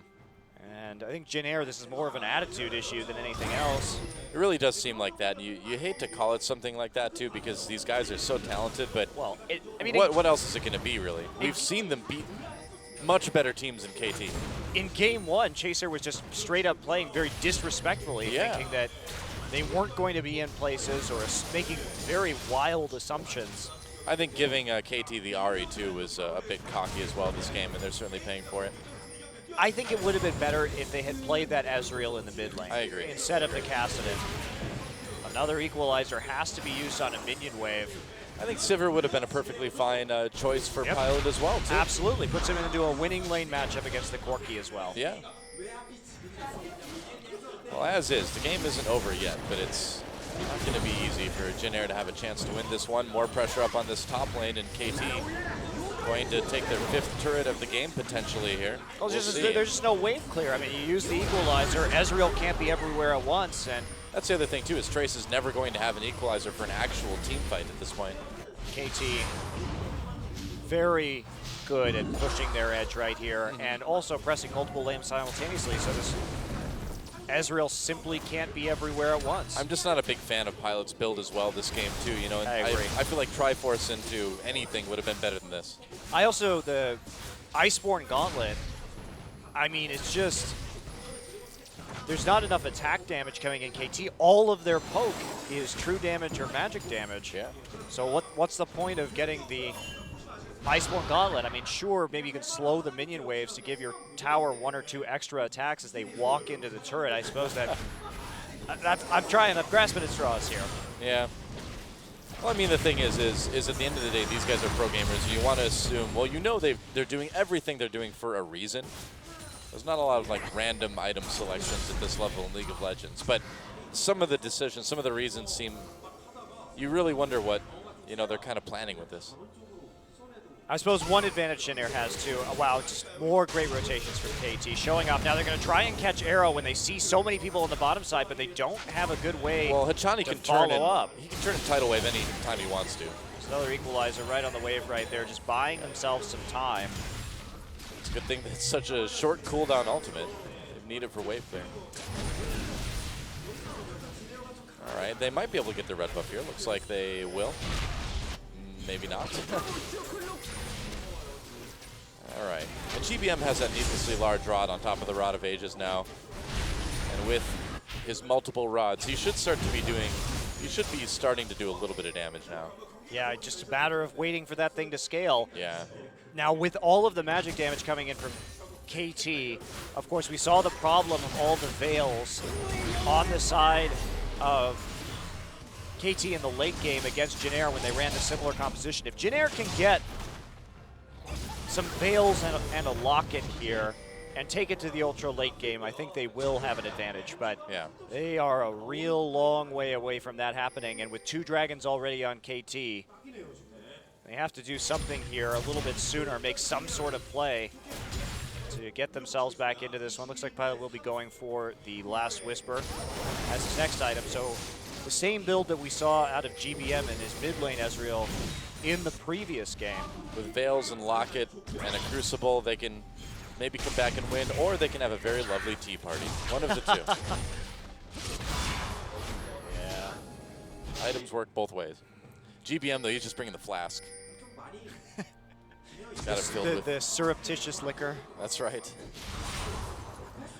In this game, he might need it. Surreptitious liquor was maybe one of my bands in high school, though. Oh wow! You just did a band joke. I'm so proud of you. That was great. Surreptitious Liquor. That is a great band name. I applaud you. Definitely Good job. an indie band. Good job. Sounds like something you'd record your albums on, like a 4-track cassette tape thing, you know? KT is going to take this blue buff. Oh, wow. Not really anything that Jin Air can do right now. Be given over. Oh, Shut up, Nami. Nami does get hit by a little bit of damage from the three-shot barrage. That's what she gets for singing like that, for annoying me. Jin Air trying to push up this bottom lane while they can. They know that having pressure on the bot lane means Chaser pressure got on it. the Baron. He did get it. Wow. But he had to use his smite right there. Maybe not the best idea with dragging up at 20 seconds. So he has 2 charges. I was going to say, yeah, we've got the 2 charges things now, so that's just a 15-second cooldown between the smites, if you've got the extra charge. Indeed it is. Looked like at first he didn't have that second charge, but had it nice and stored up. Someday, still up on the top side. There we go. Scuttler, speed buff, so... Nami. Nami actually recalling right there, but no contest. Yeah. See pings from KT Rolster. Several members right there. I wanted to see how many dragon buffs by who was clicked on, but the dragon was clicked on, and he doesn't have dragon buffs. He just is the dragon. He's number 3 for KT. Yep. We get number 4 right before the 30-minute mark here, and that's going to put unbelievable pressure onto Jin Air. And we also see Chaser not itemizing for a Locket. Be troublesome. Trace is going to try and get the Abyssal Scepter this game. Probably a wise decision. GBM opting for the Zhonya's Hourglass. Of course, that armor not going to be overly helpful, but at least he'll have the active to work with. It's like Pilot getting even more kiting items. Not sure really that's going to be too helpful, considering that KT is the one that wants to kite. They're not really going to be engaging very much. Yeah, I think he's just really worried about that Ahri, you know? the damage that Nagne can do getting into the back lines is pretty substantial, but Ezreal has good disengages anyway, so. I think that you really go for the Last Whisper here because they have no armor, and your poke will hit like a truck. I mean, that Muramon is almost complete. Yeah. So just get the extra armor penetration. I think that's a better decision. Do you think maybe Janair is anticipating some sort of 3-1-1 split push, and so Ezreal maybe going for a little bit more of a dueling build? Maybe, but I still don't think you're likely to. Well, maybe he could win a duel against Corki because he has the armor. Yeah. We'll have to wait and see. Pressure across all lanes already. Oh, arrow. Forced the Valkyrie away. Oh, miss onto Hachani right there. There may have actually been some pretty decent follow-up had Tornado landed. Someday still pushing. Trace has teleport. Both top laners do. They can get back up to top lane if they need to. Now the gold lead really hasn't grown very much for KT. Only just getting that third dragon. They haven't been able to destroy any further towers, get kills. Janair playing conservatively, but they have to make a play if they want to come back into this game. Trace is going to be forced to maybe use his ult right here. This is kind of the part where, yep, there it is. This is kind of the part where Janair really has been excelling, though, too, is when they're down like this, when they're on the ropes. That seems to be when they kind of come alive the most, too. Well, they did a great job of nearly coming back in the first game of this series. Now, obviously, this is even more of a difficult mountain to climb. They're still contesting buffs, though. They're not letting anything go for free, and nope, that'll be a smite from Score to take that one away. They're looking for a pick here to take a tower. Trace playing very far back, but there's a lot of damage coming in, and they're not prepared to defend this tier 2 at all. Another tower, 5-1 now, KT. Wow. With the advantage. And KT has just owned the map the entire game long, and Janair is still trying to farm into relevancy at this point. Muramana done though for Pilot, so he's going to be doing a bit more damage. And they're going to need every ounce of damage they can get to keep KT from taking a Baron here. Yeah, nice deep wards in onto Janair's topside jungle, so they've got a lot to do to clear out this advantage. Shut up, Nami. Nagne will be going back, finishing up that death cap. Yeah. And getting another blasting wand on top of it. He is just terrifying right now. Full core item up on GBM. Yeah. 60 CS, 3 kills. Total domination. Big, big CS lead for KT. That's where a lot of this gold difference is coming from. There's really nothing that Janair can do. KT pushing the wave clear advantage that they had extremely hard. And while I like Janair's pickup of Ezreal early in that draft, I think that the decision when you have that matchup that we know goes so well for the cleanse Ezreal. Also GBM taking Ignite this game, which is a bit curious. Maybe should have taken cleanse on the Kassadin. Yeah, I mean, they maybe were really banking on that level 2 gank that Chaser tried. Banking a little bit too much on it. Pink ward here, but ward in the back of the blue pit is going to alert KT to the attempt on this blue buff. KT coming in, there's a Cataclysm, they lock up Che, there's a flash, equalizer used. Nagne coming in from the side. Oh, they charmed Pilot, got taken out, GBM had to flee as well, and KT coming in, they catch Trace as well. A double kill now for Nagne. That is the opposite of what Janair needed to have happen there. And he got the blue buff at the end of all of that anyway. Wow, this is just great teamwork from KT. Just from the get-go right here. Score providing so much vision for his team. And for the first time this season, they have a reliable carry. Nagne has been performing tonight. Yeah. And it's really improved this team. They look like a different team. Like, if the nameplates weren't on there, I would not in a million years say this was KT Rolster if you asked me who it was. Yeah, especially after their last match against IM where they, I mean, might as well not have shown up. Yeah. For all the effort that looked like went into that series. They came out much stronger, much more decisive this evening, and have been turning in their match of the season so far. Sure enough. And let's watch this one again. Pilot just straight up getting caught here. Well, I mean, he tries to get behind people. actually unfortunate. I think that charm was not even intended for him. It was going after GBM, but GBM slid out of the way at the last second, and Yeah, it could be. the follow-up. I mean, Jin Air is still trying to make a game of this, but with a 10K deficit at 30 minutes, and now this Dragon's certainly going to be taken, barring some miracle from Jin Air. Well, looks like Jin Air is going to try to push down the mid lane and just get some turrets here. That's actually going to pull KT back. They're going to leave Corki to finish off Dragon. And they should be able to defend mid, too.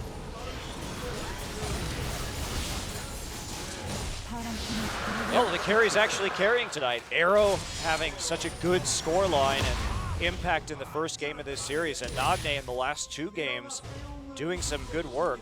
Yeah. So KT may finally have some players capable of investing kills and turning them into a winning snowball, because it does seem very distant that Jin Air will be able to come back Yep, in this game. Looking unlikely. They're about 10,000 gold down at 30 minutes. Opponent has 4 dragons, 6-1 in turrets. You don't really get too much more behind than Jin Air is right now. Right, should be a pretty easy close from KT. Yeah. So many more items for them. Yeah, looks like they're going to try to take a casual Baron here. A casual Baron. That was the name of my 1950s spy novel that I wrote. I'm quite the Renaissance man, apparently. Sounds like you're more the 20th century man, but that's okay. Maybe if I did giant oil paintings. There you go. I've done those, though. Were they pre-Raphaelite enough?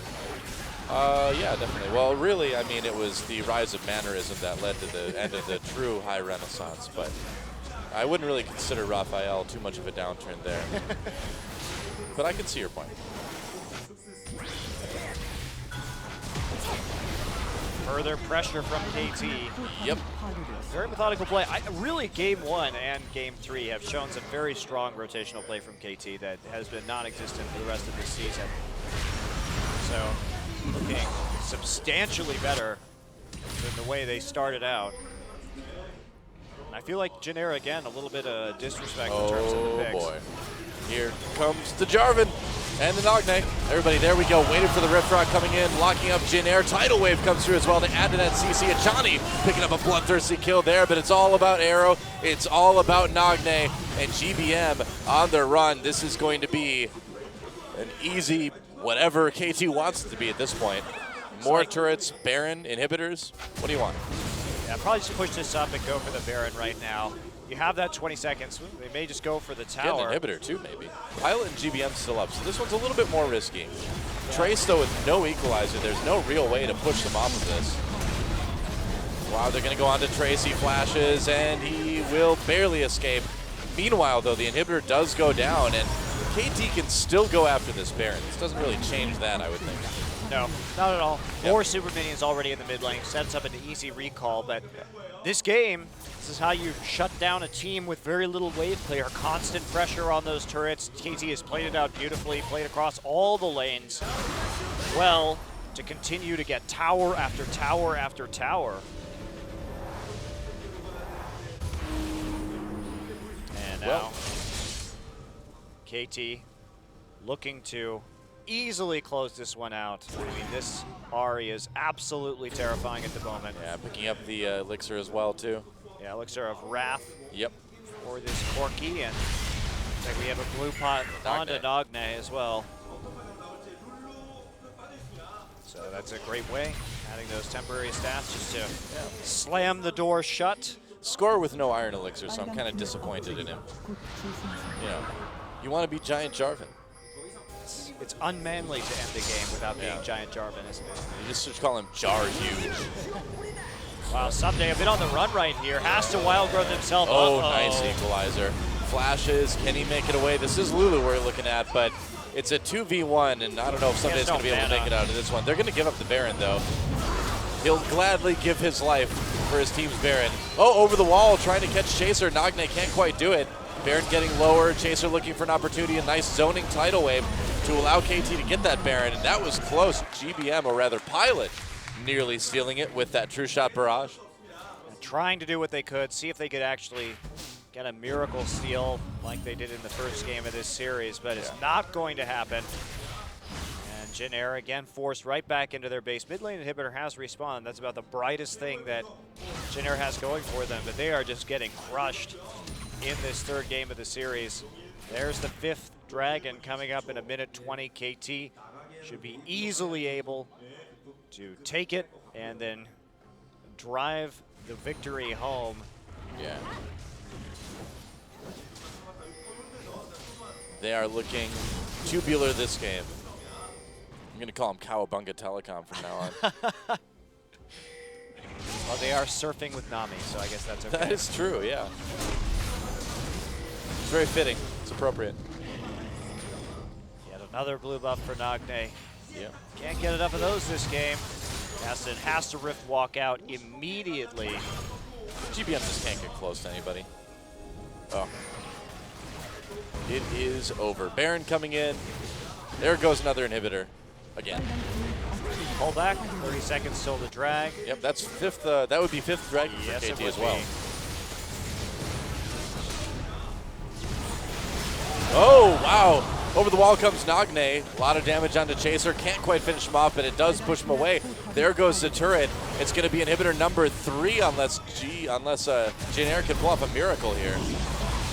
Oh, GBM going in. There's the Zhonya's equalizer. Comes through as well. Tidal Wave zoned out by Hachani. They're going to back everyone off. Score locks people up. There's a nice Aqua Prison to set up the double kill for Nagne. And this one is really over, guys. Yeah, it is. Just pushing it, not even going for the 5th Dragon, just Don't need taking the win immediately. Why not? And so, a brand new KT comes in, and they will take down the Jin Air Green Wings 2-1. There it is, GG. Really impressive series by KT. I am very surprised to see this team show up tonight. Me too. What were they waiting for?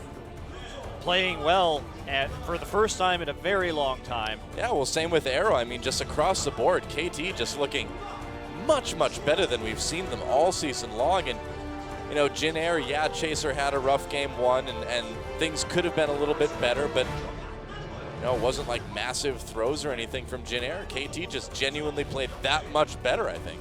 Well, it was a little bit throwy by Chaser in the first game, and Jin Air actually nearly managed to win that game anyway, but game 3 was extremely decisive for KT. Victories across the board. Yeah.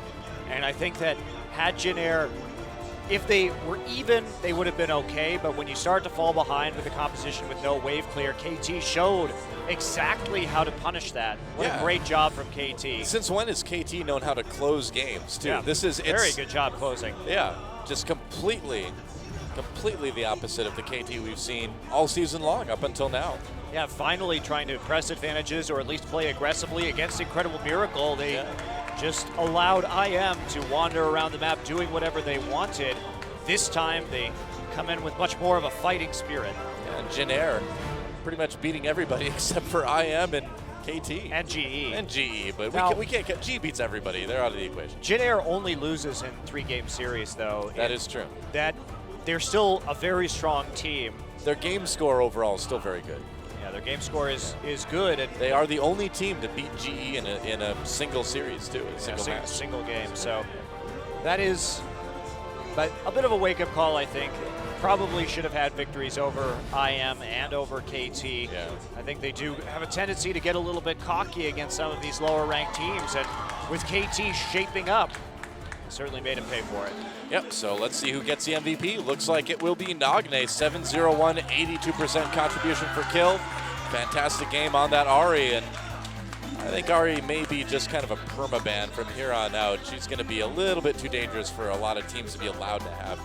She is very strong, but I really think that had they played the Ezreal in the mid lane along with the Sivir in the bottom lane, they would have had a much easier time. That would have given them also the wave clear that they needed to survive and given them some stronger poke as well. So I think this was a lot of drafting errors from Jin Air that caused them, once they fell behind, to not be able to recover. But KT, props to them, continuing to take towers and press that advantage over and over and over again. And this was just so close.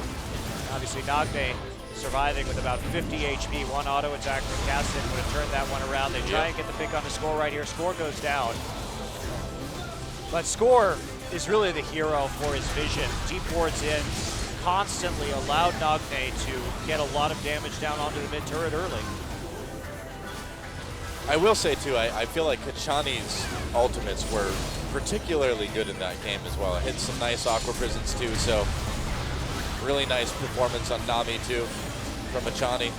Yeah, look at this. Nagne at this point is just so fed, he can do whatever the hell he wants. Yeah. Normally you could just straight up Spirit Rush into the back line without being penalized like that, but nobody can actually take him out. So worldwide now, people having massive games on Ahri. What a surprise. And there he is, someday. Someday. Sign. That's a Cool cool sign sign. there. I wonder if it's his birthday or something. Oh no, wait. I think that was saying like 2 years with the team or something. Oh, yeah, I quite believe possibly. that's. I didn't get a chance to read it all. I'm just making a slightly educated guess. But it's time for our team interview with the one and only June. Take it away. Thank you. Hello everyone. We'll be having an interview with all members from KT roster. KT roster with a precious victory today, 2-1 over Jinair.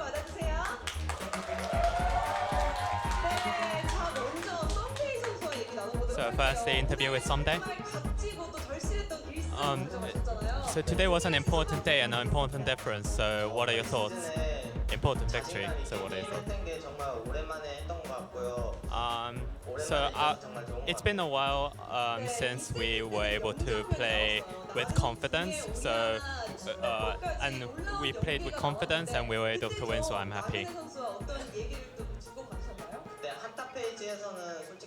In the team fight, we don't really talk much, but in top, I was like, if they initiate on me, I think we can win on a team fight. So I just tell that to my teammates and we played the team fight that way.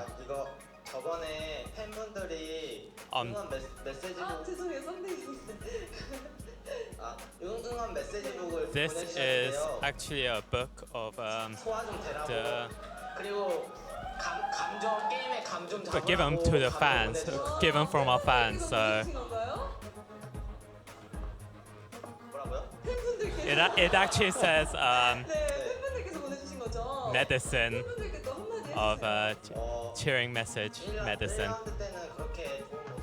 So in the first half of the split, we weren't able to show ourselves. We underperformed. So in the second half of the split, we'll try our best and play with confidence. Thank you. Now the interview is score. After long drawn-out games, you're able to win. So what are your thoughts right now? It's been a while, so I'm very happy to win. In the second game, I'm kind of disappointed to lose as Rek'Sai because Rek'Sai, I'm very comfortable on Rek'Sai and confident. So how is it matching against Chaser, who is very highly rated right now? I don't really care about the opponents, but the coach has given me some instructions, and I was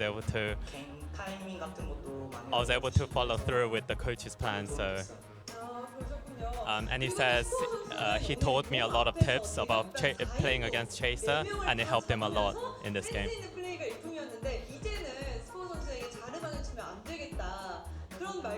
So scores Jarvan was very good today.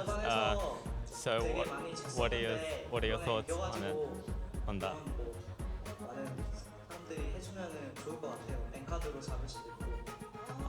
I think I'll be pretty thankful if they ban my Jarvan.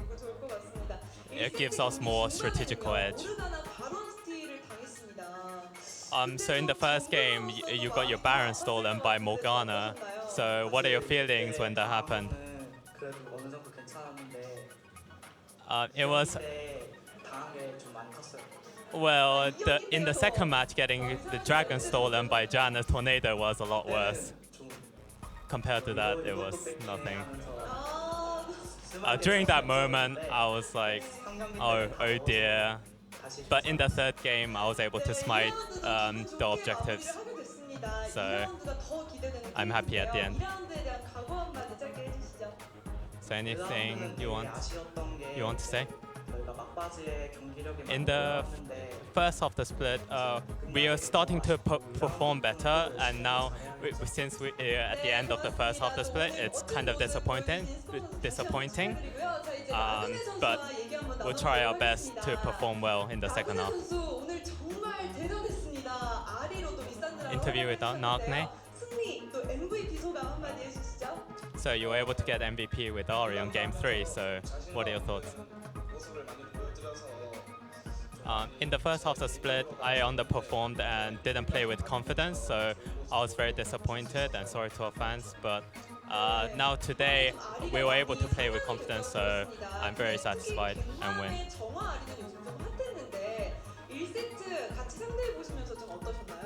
So what are your thoughts on the in the first game? GBM played with Cleanse.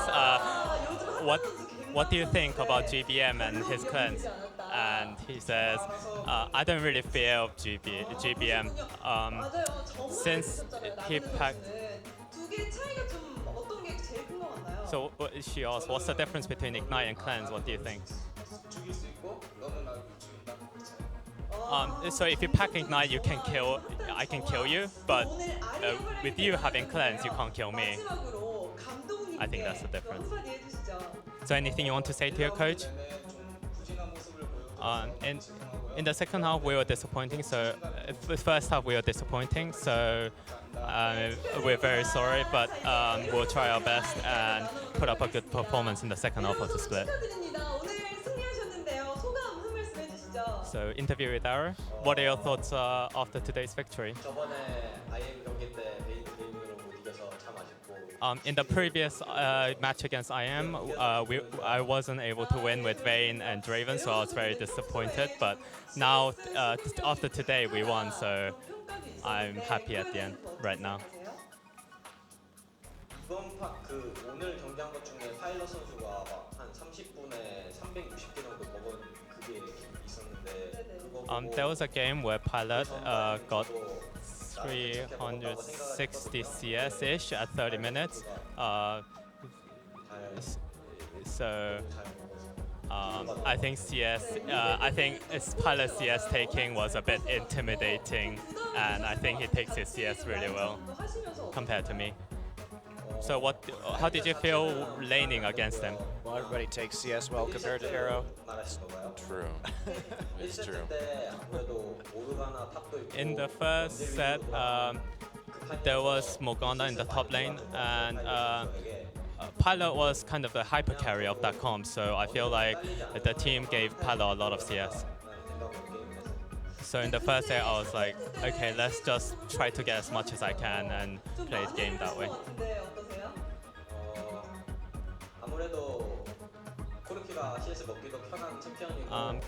With Corki, it's pretty easy to CS. And in the third set, instead of giving CS to Ezreal, they gave CS over distributed CS a lot more wider to the team. So that's what I think.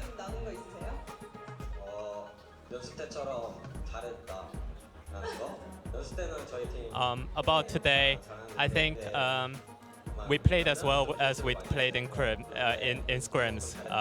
In scrims, we play very well. So we kind of praised ourselves, saying, well done today. So the interview with Tachani finally. So your thoughts after today's precious victory, priceless victory? In scrims, we perform really well and get good results, but in competitions, we seem to not be ourselves really. Don't play with confidence. But today we were able to play, so I'm happy.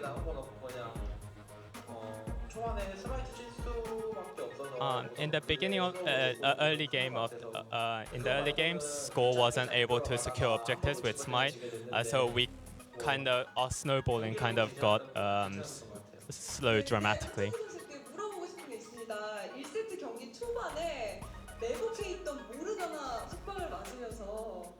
So in the first game, you gave go away first blood by getting 바로 끌 줄은 몰랐어요. 그래서 좀 Blinded by Morgana. So what are your thoughts? 그냥 별 신경 안 썼어요. I didn't really see it coming, so if I saw it coming, I could have flashed on time, but I couldn't be, so I just died because I couldn't react.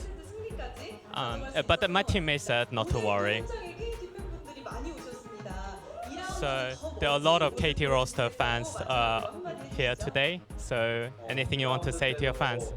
지금과 같은 좋은 모습 또 So in the second half of the split, we'll give a good showing like we did today, and we'll make sure that we'll get to the playoffs. Try our hardest to reach the playoffs. 네. 네, 이렇게 해서 금요일 밤을 불태웠던 두 팀의 경기 So 승리 소식을 알려드리면서요. that's the end of the interview. Monte and Dua, back to you guys. All right, thank you, June. And there it is, the team interview with KT Rolster after their 2-1 victory over the Jin Air Green Wings. And how about that?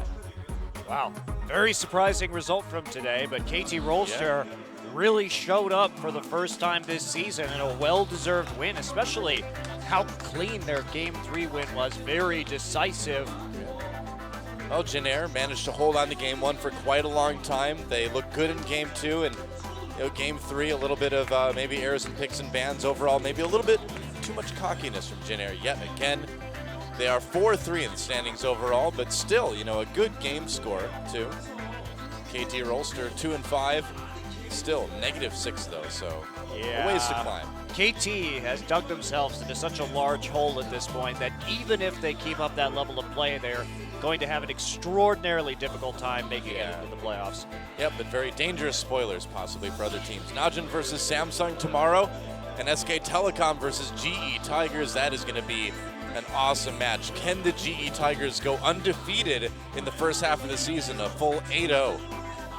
Well, it's going to be a tough opponent, and I'm looking forward to seeing what SK Telecom does. We're going to see FLICKR play that entire series, if they're going to keep swapping around between EasyHoon and FLICKR and what their plans are moving forward, and also if they've cleaned up their picks and bans, because that has been a troubling spot for them. In spite of the fact that their players have very large champion pools, you would think they would have an easier time actually effectively crafting pick and ban strategies. It's been a weird season for SKT. It has been. They've looked very dominant at times and a little bit lost at others.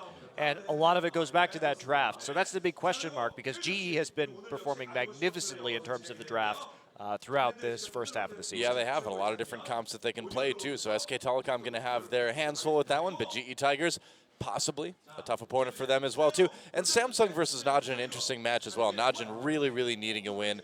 They're in big trouble as well with their current part in the standings, and Samsung just doesn't want to go 0-8 overall in the first half of the season as well too. So two important matches tomorrow night to finish off the first half of the first season of 2015. Well, I'll be surprised if Samsung wins a match all season. I'll be shocked. I think that Najin, they will be desperate to get the 2-0 though. That's where some of these points really matter, and they need to show up and play better than they have so far. If Najin can't 2-0 Samsung, I think we can pretty much write them off for the playoffs at this point. Probably. But we will see what happens tomorrow. As we saw today, guys, anything can happen. Who knows? So see you tomorrow night for more League of Legends actions here on Champions Korea. Until then, Doan Montecristo from Seoul, South Korea. Going to get a little bit of sleep, then a lot of League, then a lot of casting. We'll see you tomorrow night. It's going to be great, guys. Have a good one.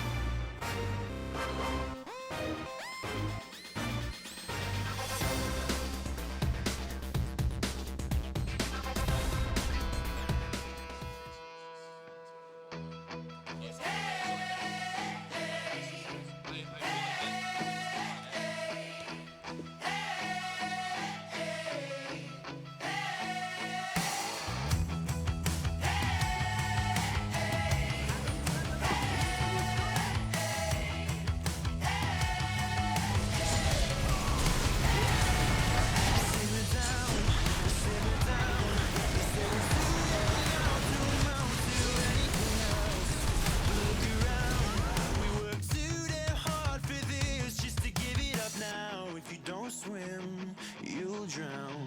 But don't move.